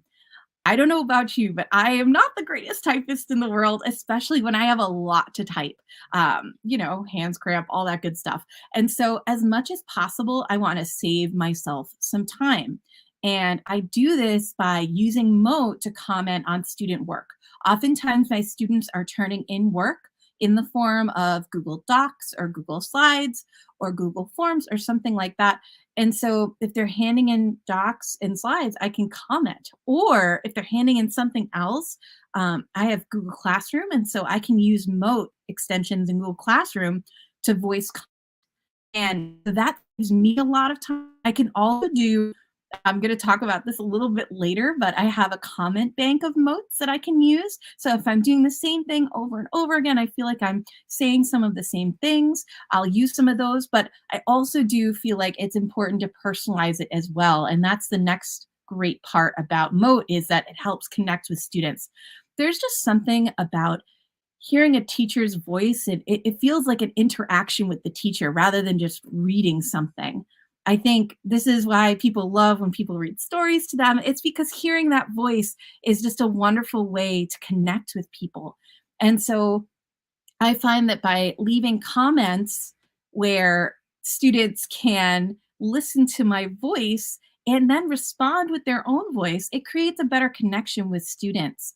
I also think they're more likely to listen to a mote, or at least that's what they tell me, because they would rather listen to something than read something, which I totally get. They're on their computers all day, they're reading all day. If they can stop doing that and listen to something, that's something that's really important. And it gives them a break, it gives you a break, and it's a really, it's such a great way to do it. So I love it. Okay. Also, yeah, as I was saying, they're more likely to listen. It's just, oh, I can't tell you how many times I have spent painstaking hours writing comments on student papers just to give it back. And the student says, why did I get this grade? And I said, did you read my comments? They said, no, they were too long, or no, I didn't want to, or I say, please go look at the comments. But I have found that since I started using Mote for this, students are far more likely to actually listen. It's wonderful. So you can give longer feedback. You can give the feedback that you need to give, and students are more likely to actually listen. And because there's nothing more deflating than spending a lot of time giving students feedback and then having them not look at it. So that's really, really helpful. Also, as a language teacher, I am a big fan of the voice to text and the translation features on here. I think that can help with accessibility. I think there's just a lot of really good things about it. And I just want to show you it really quickly. I know most of you are not novices to using Mote, but you may not have seen these cool features yet. So give me 1 second to show you. So let's say I'm adding a Mote here. So I'm just going to say, I'm going to do this wonderful handy dandy click to start. I am writing a Mote right now about this microphone.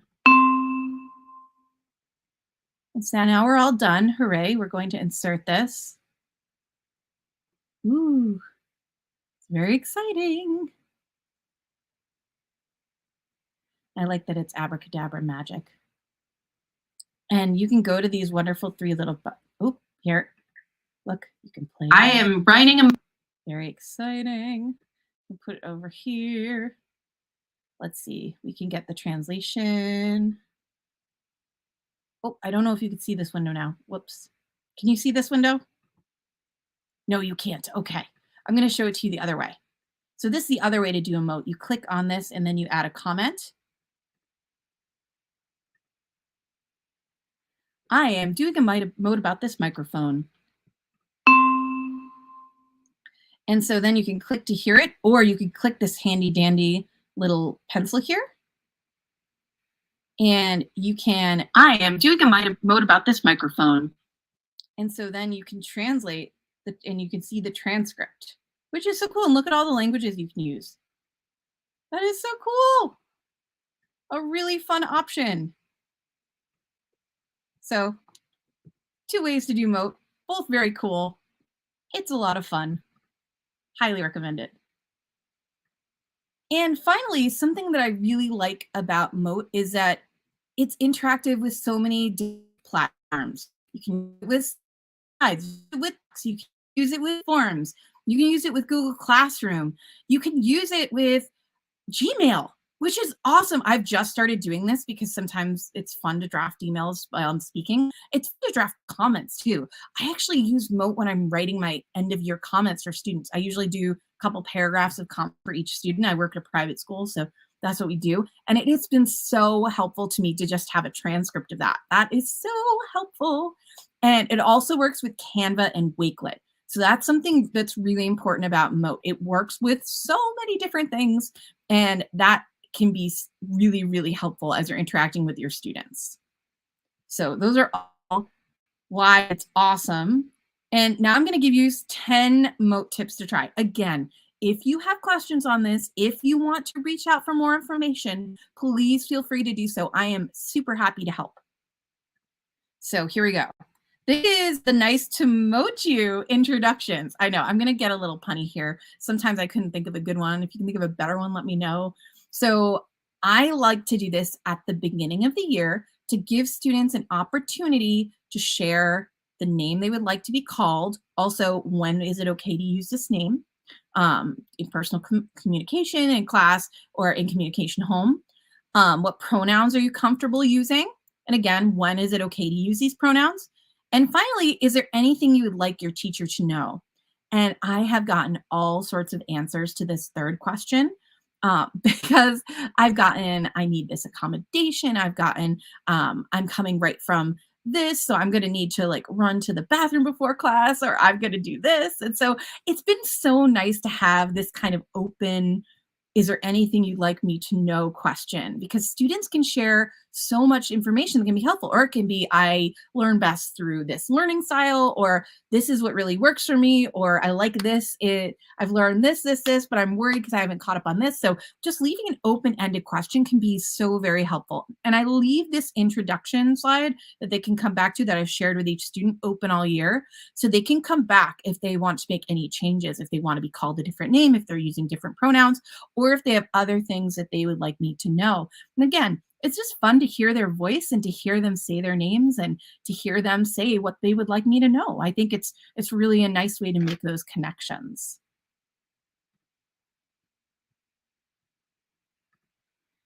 Next, direct the motion. Again, I got a little punny here. And so one of the things that I have found to be the most helpful to me, and I started doing this before the pandemic, but especially during the pandemic and remote teaching, this became extremely important, was to voice record all directions. So whenever I'm giving directions to students, I don't know if it's the inflection of my voice. I'm not really sure if it's because I emphasize the right words, but students have been having a much easier time of following directions when I both have them read directions and listen to my voice saying the directions. And so I would type the directions into one of the platforms that works with Mote, and then I would read those aloud using a Mote. And finally, students can play the Mote to hear and then read those directions at the same time. And that's super important too, because students can read the directions. Maybe then they start doing the activity and then they're like, oh my gosh, I totally forgot what the directions are. Oh, I need clarification on that particular part of the directions. Then it's really helpful that they can go back and listen to those directions yet again. And sometimes what I do is if I have a multi-page assignment, I just take the Mote and I replicate it. I don't even put the written part of it. I just put the Mote at the top, and they know if they click the Mote, they can hear those directions at the top of the page if I'm assigning that to students. So this is really helpful. And a lot of my students say that this has really helped them to understand the directions better. Again, I think there's something really special about a human being saying directions with the inflection of the voice, and how we say things really helps people to understand what we mean by it. So that's one of the reasons I think this works really well. And it's something that I'm definitely going to continue doing with Mote. This is something that I came up with. I was doing a presentation on Mote last spring for idiom education, and we came up with the remote for interpersonal speaking.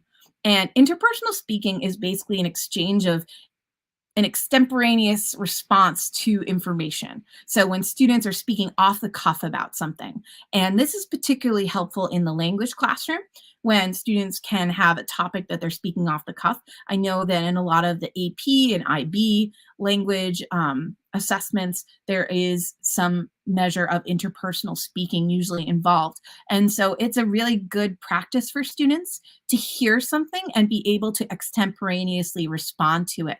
However, I find that sometimes students need to listen to something more than once and in different ways.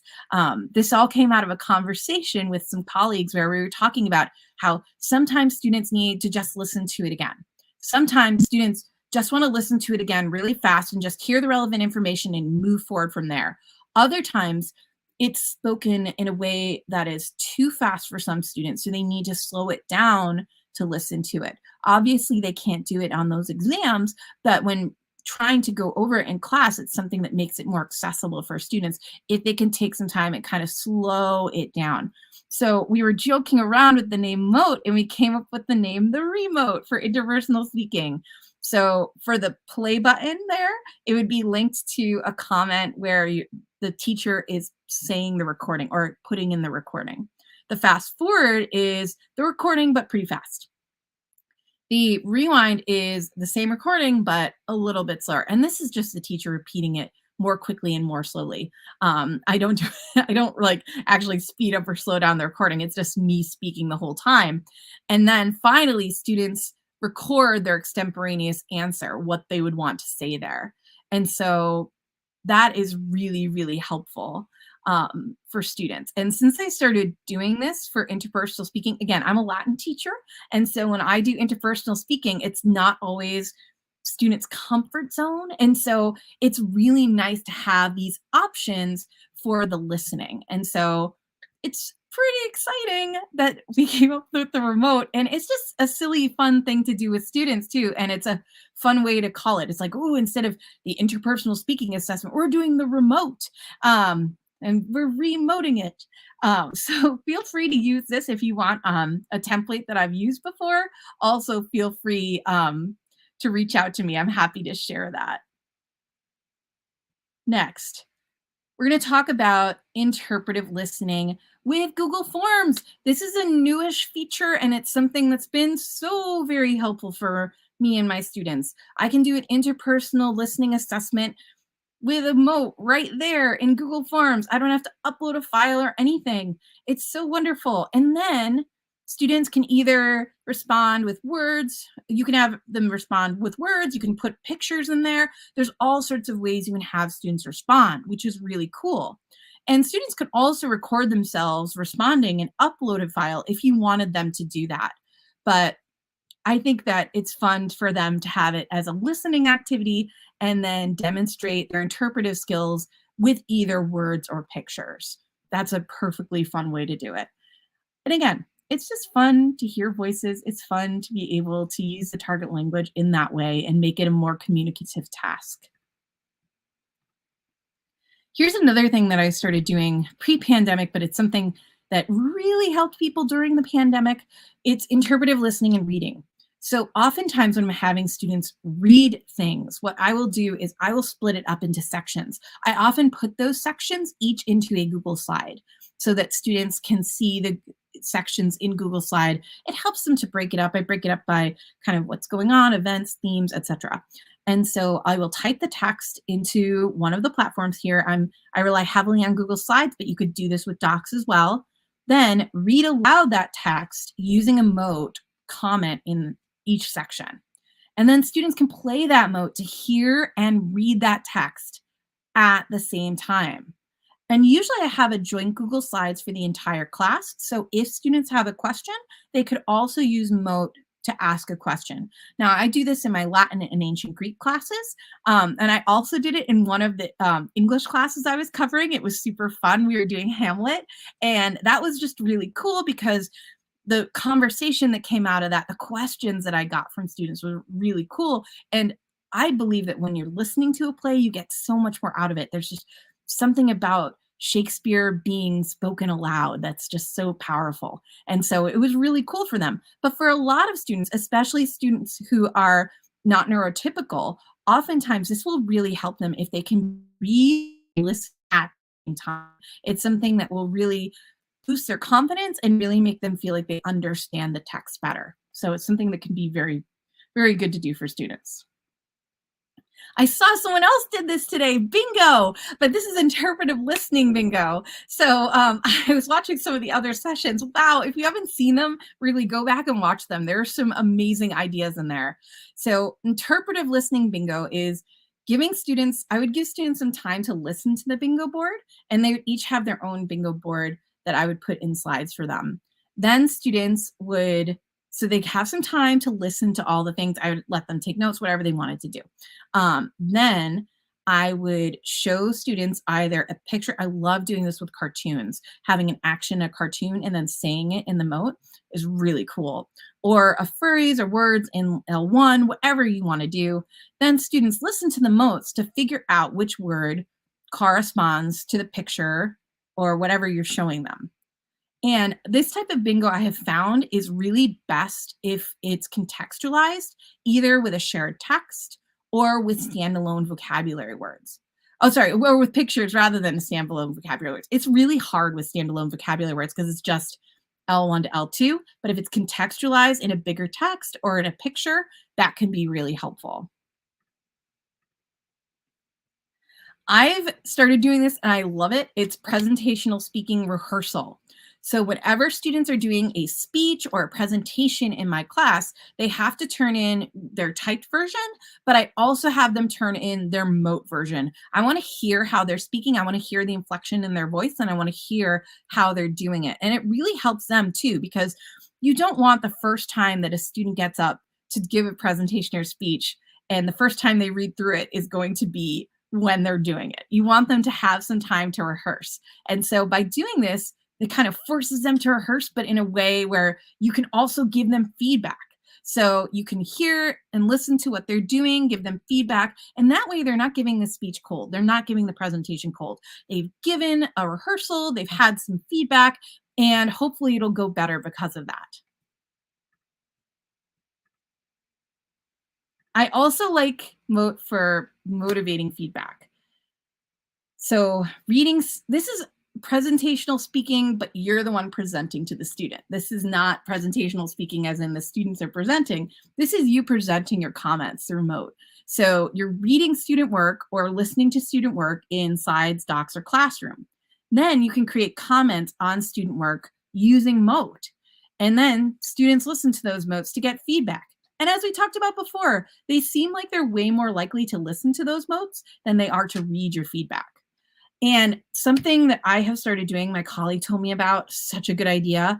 I found myself repeating what I was saying in comments a lot, and sometimes I had a lot of comments to write. So what I did was create a bank of comments on a Google Doc. So if for example, I was saying, great job, or you need to work on this particular type of analysis, and it was just the same mistake over and over, or the same kind of praise over and over, I would make a Mote in advance of that, and then make sure that I also included a Mote that was more specific and tied to the student, because you want to create that personal connection. But if there were things that you could save yourself a little time and create a bank of Motes, you could do that as well. Because I find myself doing that with written comments anyway, copying and pasting a little bit if students are doing the same thing over and over again. So why not do it with Motes and have the same thing said over and over again? So that can be really, really helpful. This is a locomotion brain break. I find that brain breaks are super helpful for creating that classroom community and really creating those connections between students.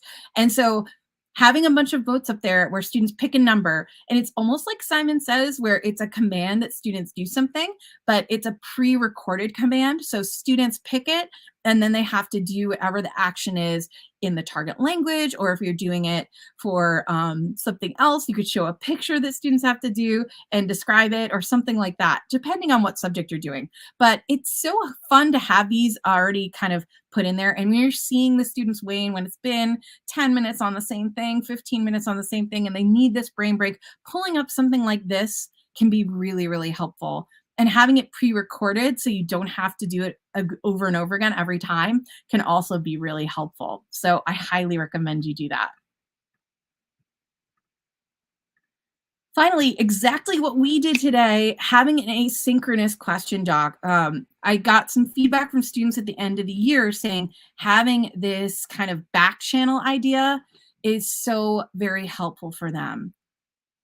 if they get the chance to back channel, it helps them to get the answers they need. It helps them to understand what they're doing. And it just really helps overall to have this question doc. And also, if some students are asking the same question, it gives me the feedback that, ooh, maybe I should be more clear about that, or I should do that a little better.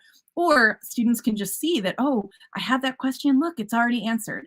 So that can be really, really helpful. So those are my ideas here. And if you want to reach out, here is my contact info. I've included my Gmail. Feel free to email me if you have any questions. My Twitter, my Instagram, my website that was referred to earlier. Feel free. I have tons of templates on here. Feel free to use anything on there. I have previous presentations I've given on my YouTube channel there. And I also have my previous Mote presentation that I gave for idioma education linked on the bottom there. So this was a ton of information. So I realize that you're probably going to be unpacking this over the next few days. Again, if you have any questions, feel free to reach out.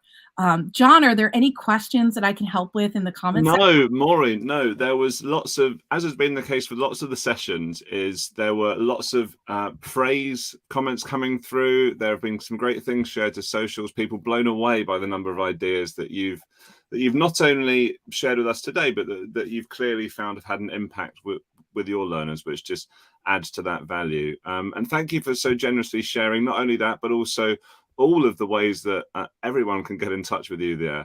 I have had a banner that's gone across the screen with your with how people can contact you on Twitter, but that's a super powerful slide at the end there. And just to reassure everyone, if you join that session late, or if there's any sessions that you can't perhaps attend that you'd like to, just make sure that you're signed up on the MoteCon website, mote.com/MoteCon.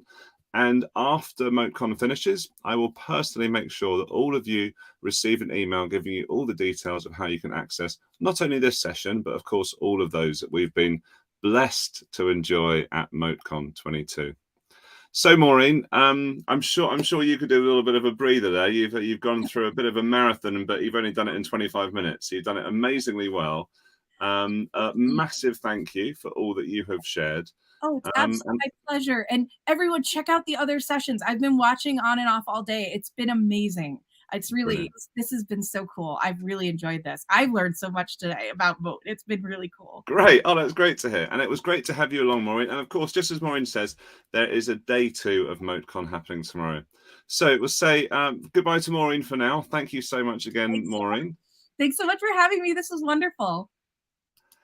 And we've now got just over a couple of minutes until Paul is going to be joining us to share some wonderful ideas on making feedback meaningful to students. Feedback, something that we all know and we're all familiar with, but do we actually make it meaningful, and what is the impact that it has on our students, and how can we make it even more so? So I'm going to leave you for a couple of minutes just so we can stick with the schedule, because I know a few people had this bookmarked in their calendars.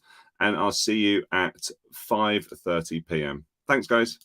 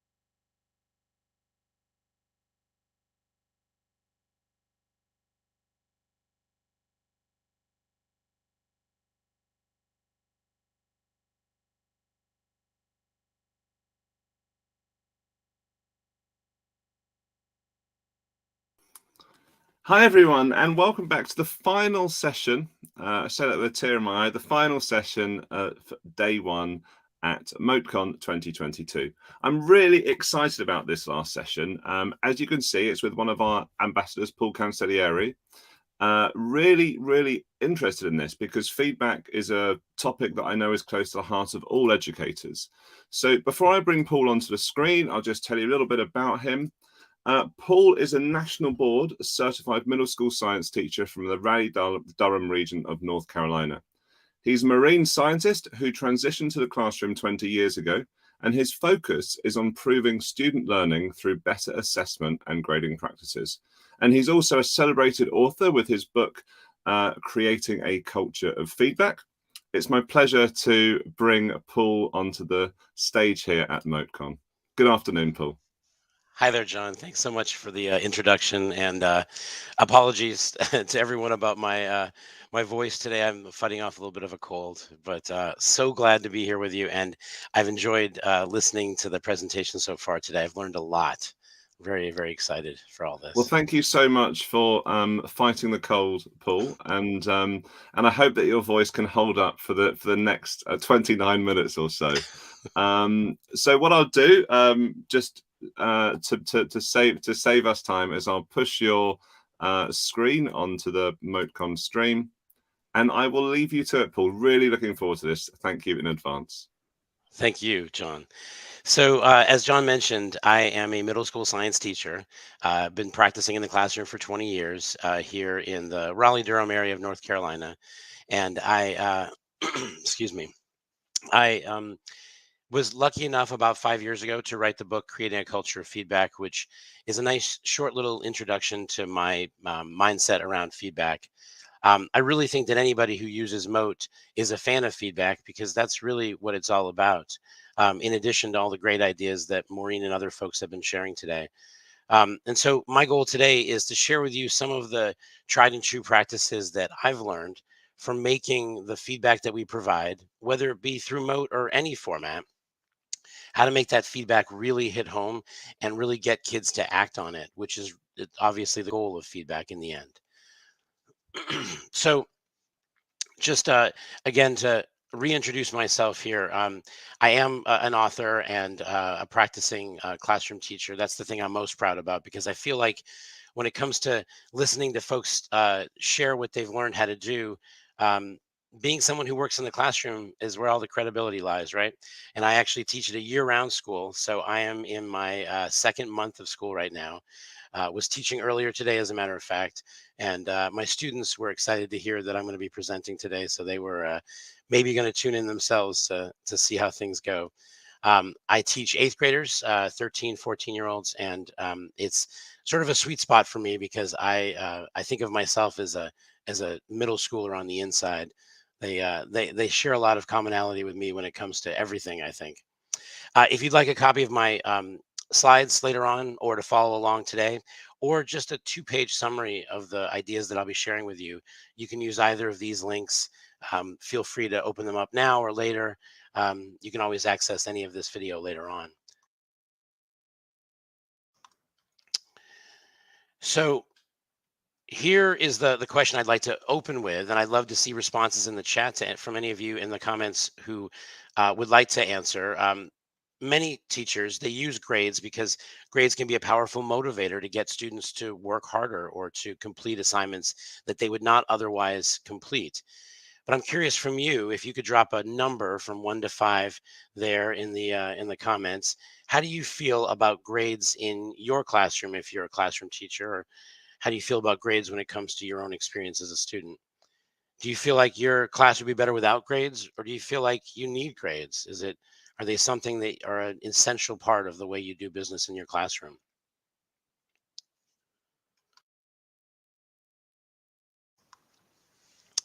I completely relate to the idea that grades are a necessary and required part of many of our lives, right? And our professional lives in particular. I am fortunate enough to work in a building where my administrator has given me the flexibility to try some innovative things and to try to to move away from grades whenever possible. But it sounds like a lot of you align with a lot of the other educators that I've spoken with about this and believe that grades are not necessary in the absence of a higher power telling us they have to be there, and that sometimes they actually get in the way of learning. The truth is that grades have become a really negative factor because of all the baggage they've picked up over the years. We try to use grades to uh, motivate kids to get work done. We try to use them to divide the kids who belong in the next grade or the next program or on the sports team from those that don't. And because of all that high stakes that gets wrapped into grades, kids feel this motivation to try and get the highest possible grade they can at any cost, which leads to a lot of cheating, especially in secondary classrooms. And so it's been my experience that grades actually create more problems than they solve. And the more that we can use feedback instead of grades as a way to help our students improve their learning, the more we can kind of pull them away from the brink of that high stakes environment and make learning back into something that they really want to do. And so with that, here are the ways that I see feedback as the motivator. For me, this began many years ago, but during the pandemic lockdown, like many of you, I was faced with a situation where grades just weren't a major factor. We were giving lots of grace. We were grading in a way that lowered the bar, the rigor in many ways, because we understood that students were going through a lot and that there was a lot of inequity in the opportunities and the tools that they had access to. I worked through a virtual environment in the 2021 school year, and I was working both virtual and in person over the last school year as well. And I asked my students, what kept them working through those virtual times when a lot of students checked out or did less work. Because if grades weren't the motivator, there had to be something that was encouraging my students to participate in what we were doing. And it turns out that the feedback I got from them was that the feedback that I gave to them was one of the things that really pulled them into what we were doing. They told me that the feedback I gave them was personal and meaningful to them, and it motivated them to want to come back and learn some more. And so that's when I knew that the things I was doing before the pandemic lockdown were definitely having a big enough impact that they needed to continue. And here are just some examples of the feedback that I received from students. And you can read them. I won't read them to you, but sometimes it was positive feedback that students were telling me that they wanted me to look more closely at their work. And sometimes they were telling me that they didn't understand the feedback I was giving them and that they wanted more. And that's a really special thing when a student asks you to give them more feedback on their work. I've yet to meet a student who asks me to give them more grades on their work, but it's really exciting to me when a student will ask for more feedback. It means that that feedback really is meaningful, and they see some benefit in it. So as I mentioned earlier, grades have always been this part of this problem that we have in education. Not only are they not fair and not equal because of the environments the students are working in, but they treat different students differently based on the experiences they've had before they even come into your classroom. And as a result of all of this, it's clear that we need to move away from using grades to motivate students. Grades will likely be a part of our educational landscape for a long time when it comes to creating summative assessments of their work. But when it comes to motivating students to learn, grades are not a great way to do that. And we need something that's more engaging. And so here's what I hope you get out of the next few minutes of listening and sharing your ideas with me. I hope that you'll have a better understanding of the ways that we classroom educators can give students feedback that encourages them to participate in the learning and to grow and improve. If we walk away with that, I'll be a happy camper for sure. So let's start with a little reflection. I have here an example of feedback that has a lot wrong with it. It's feedback that unfortunately is 100% real. It was actually given by a teacher to an individual student. And the feedback says, the whole class needs to review the difference between cloud types. The correct answer to number 4 is B. And what I'd love to hear from you in the comments is, what do you see that's wrong with this feedback? What did this teacher do that did not help the student to be motivated, encouraged, or take action to improve their learning? And I'll give you a few seconds to put your ideas in the comments.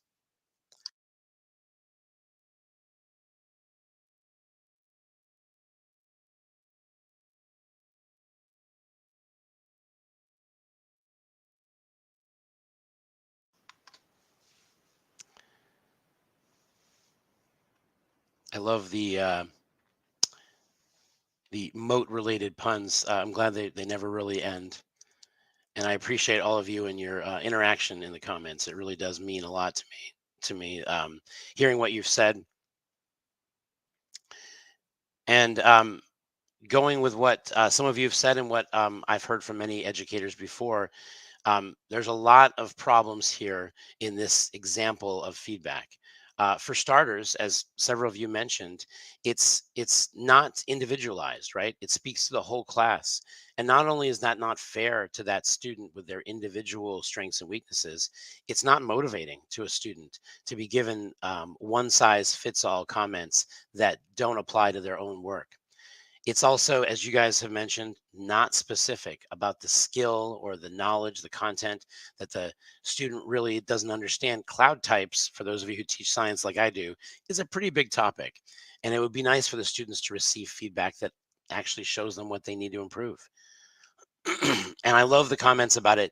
It's tone. I feel like that tone is not encouraging. It's not recognizing what the students already know. So you guys have nailed exactly what I find about this comment to not be very helpful. And one comment in particular from Donna that I find really powerful is the idea that it's not challenging the students to take any further steps, right? We're saying this is wrong, and then we're moving on instead of challenging that student to make changes that will allow them to learn even better. So thank you all for seeing in this comment what I did. And so here are the three tips that we're going to spend a little bit of time diving into over the next few minutes. These encompass what I see as three simple things that we can all do to make our feedback more effective, more meaningful. And like I said before, these can be done through text, through verbal in-person interactions. But as you'll see, they work the best when you use them through a tool like Mote. So first of all, really meaningful feedback must occur frequently so that students get into the habit of listening to it or reading it and acting on it. And it needs to be bite-sized. Meaningful feedback has to encourage students to do something with that feedback. Feedback is not a passive process, right? It's all about moving forward, taking that next step. And finally, we have to encourage and find ways to help our students take that next step and act on that feedback. So let's dive into those ideas in a little bit more detail. I'm going to start with the idea of bite-sized feedback.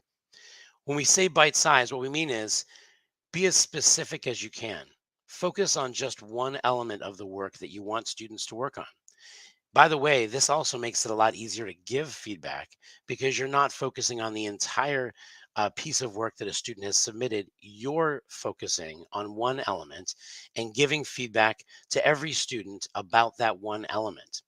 This helps the feedback to be less work for the teacher, but also it makes the work of applying that feedback appear much more manageable to the students. We've all met a student who just felt like they did everything wrong, and as a result, they weren't very motivated to keep trying. And we need to preserve our students' motivation. We need to keep them encouraged to learn.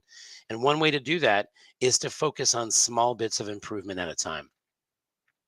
Wrapped around that feedback should always be encouragement. Every student does something really, really well, and we need to start by planting that seed of encouragement so that it grows into the tree of improvement. I should coin that phrase. And finally, along the idea of bite-sized feedback, we need to create a conversation around feedback. Feedback should not be a one-way street, and it shouldn't be a one and done type of affair.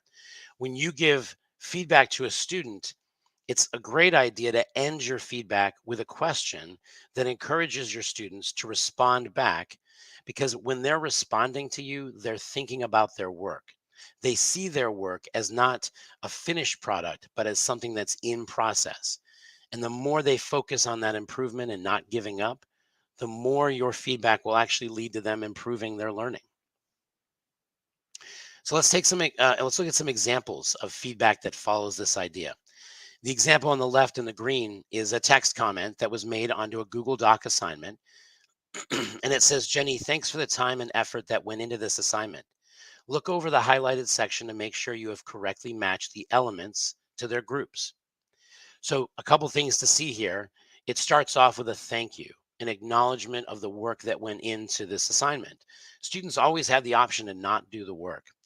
But when they feel like we appreciate the effort they put in, they're going to be more motivated and invested in continuing that learning.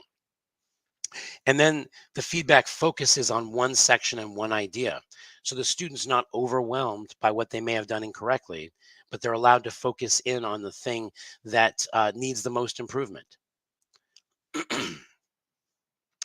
In the comment on the right, we see this was actually an audio comment, a Mote, that was given to a student on their Google Slides work. And it says, great start, Kyler. I love the creativity in your weather map.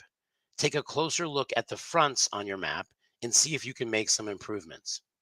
Again, we're acknowledging the positive work that's there. And then we're giving them very specific ideas about what can improve. This feels manageable to students. They feel like, you know what, I can do that. I can do that one thing that Mr. Cancelleri has invited me to do. So that's the idea of bite-sized feedback. Let's move from there on to the idea of making feedback sticky. And when I say sticky, I mean that it's something that students can't let go of. They can't just move on past. Like when you accidentally find that piece of gum underneath one of the tables or chairs in your classroom, this is the kind of feedback that stays with you, sometimes for the whole day. You find it in places you didn't expect. So one way that you can do this is by making your feedback into an investigation for your students. Invite them to look back at their work and look more closely at the things that they did, the good things and the things that could be better. And you need to make your feedback specific to that one student's strengths and opportunities. As many speakers have mentioned, Mote and other tools are great at offering comment banks that you can reuse, but the combination of feedback that a student gets over the long haul should definitely be personalized to them so that they feel like it's a conversation between them and their teacher.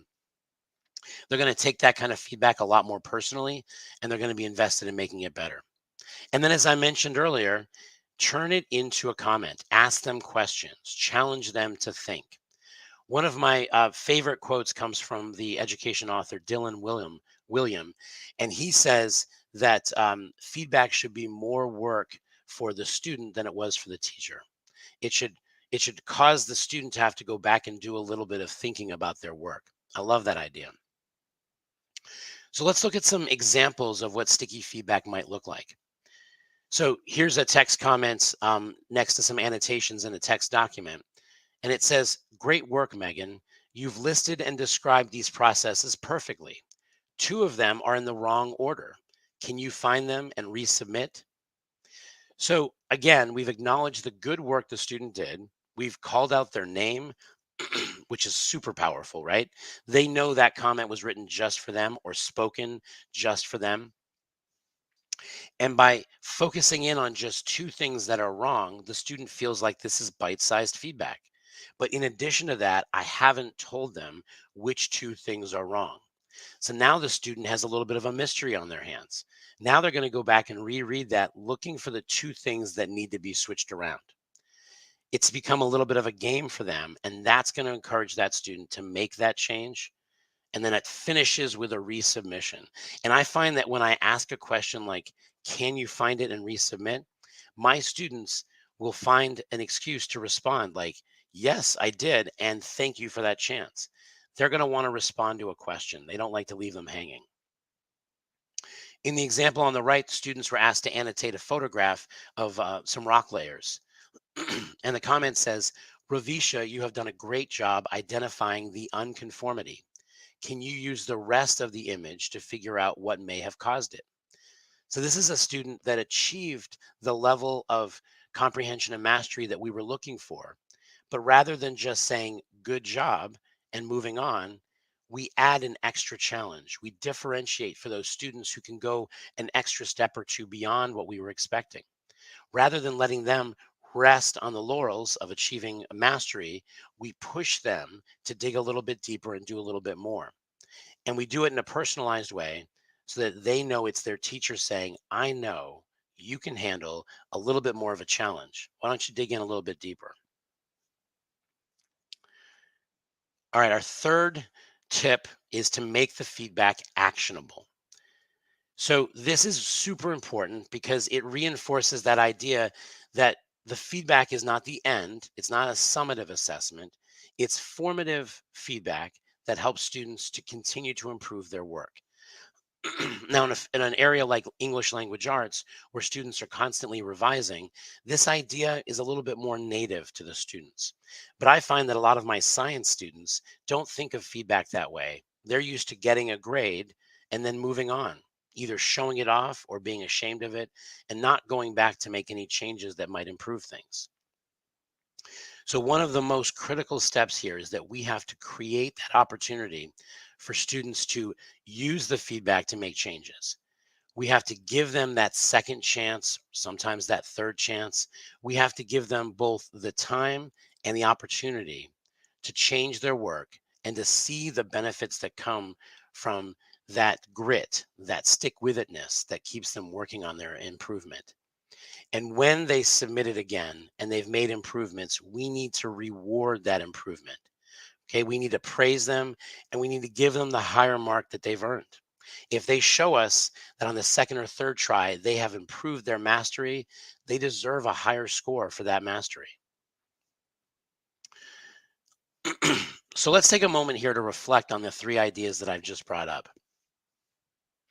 We're talking about bite-sized feedback, sticky feedback, and actionable feedback. Based on what you've heard me talk about and what you've seen others post in the comments, I'd love to hear which one of these ideas or strategies is the one that's got your brain buzzing right now. What's the one that's got you excited maybe to try it out?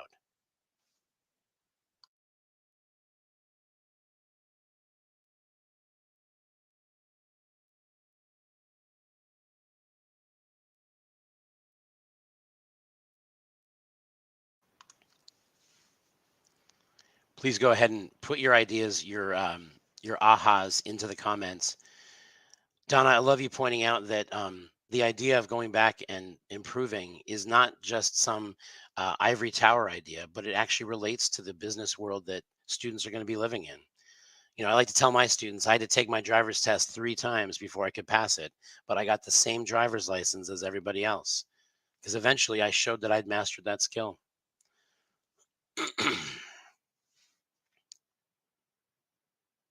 Yeah, thank you, Antonio. For recognizing that actionable is one of those most critical steps, right? And I love that Mote gives us a way to create a conversation back and forth through audio that can lead to that reinforcement, and students can keep the same assignment with improvements and with the Mote comments there. Yeah, Donna, thank you. The sticky part is actually the part I get the most excited about. When I can leave a comment for a student that is a little bit of a tease, that just grabs them and pulls them in, then I feel like I've done my job well. Well, I'm going to take my last couple minutes here to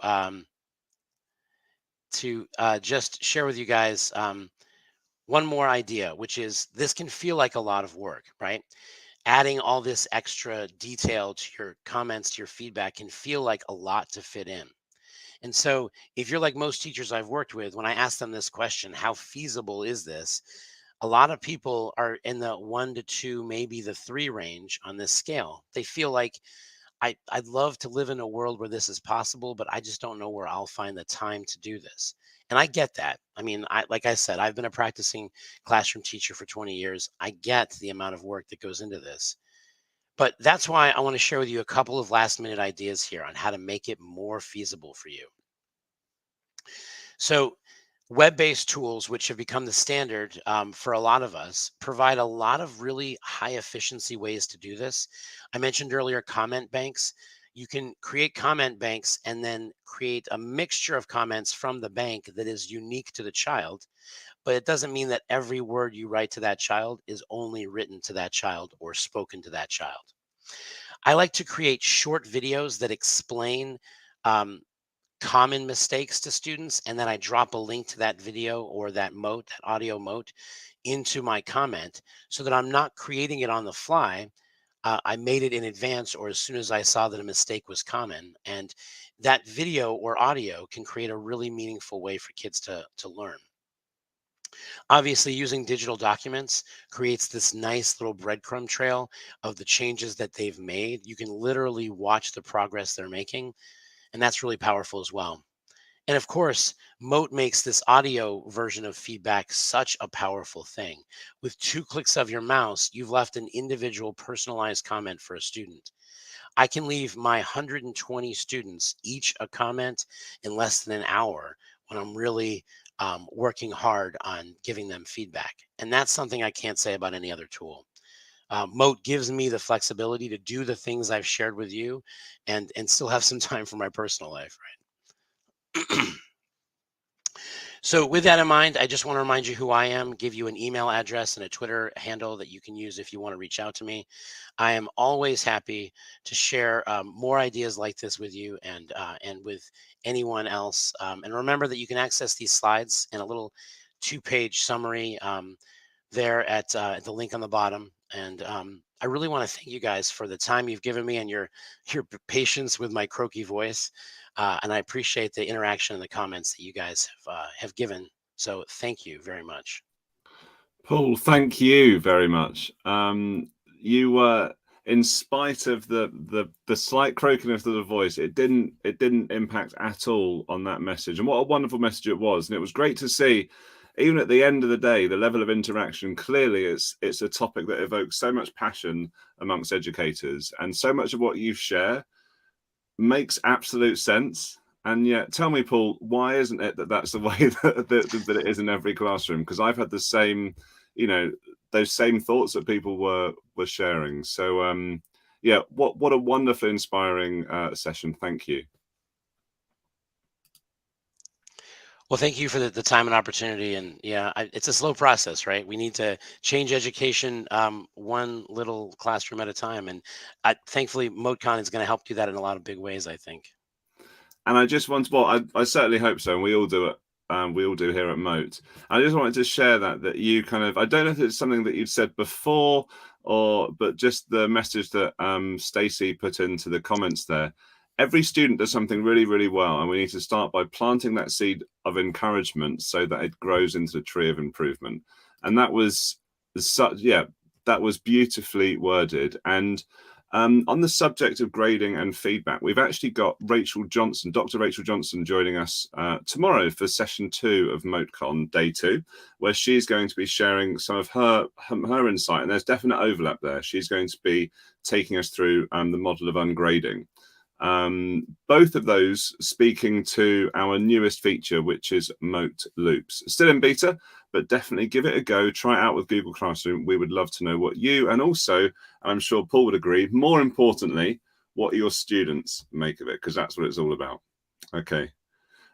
So yeah, thank you, Paul. I will leave you to maybe have a coffee or some lemon, some hot lemon, to soothe that throat. Thank you so much again. Cheers, Paul. Sounds great. Thanks, John.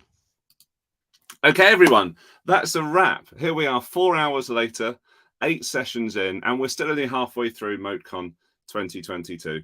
It's been a pleasure spending this afternoon or this evening or this morning, depending on where you are in the world, with you today, and looking forward to doing it all over again tomorrow. If you have anything that you'd like to share, I'll just bring the social hashtag on the screen here. It's a very simple one, #MoteCon. So until tomorrow, please enjoy, reflect, and spend some time enjoying the rest of your day. And I look forward to seeing you and everyone else at MoteCon Day 2. Thanks, everyone. Goodbye for now.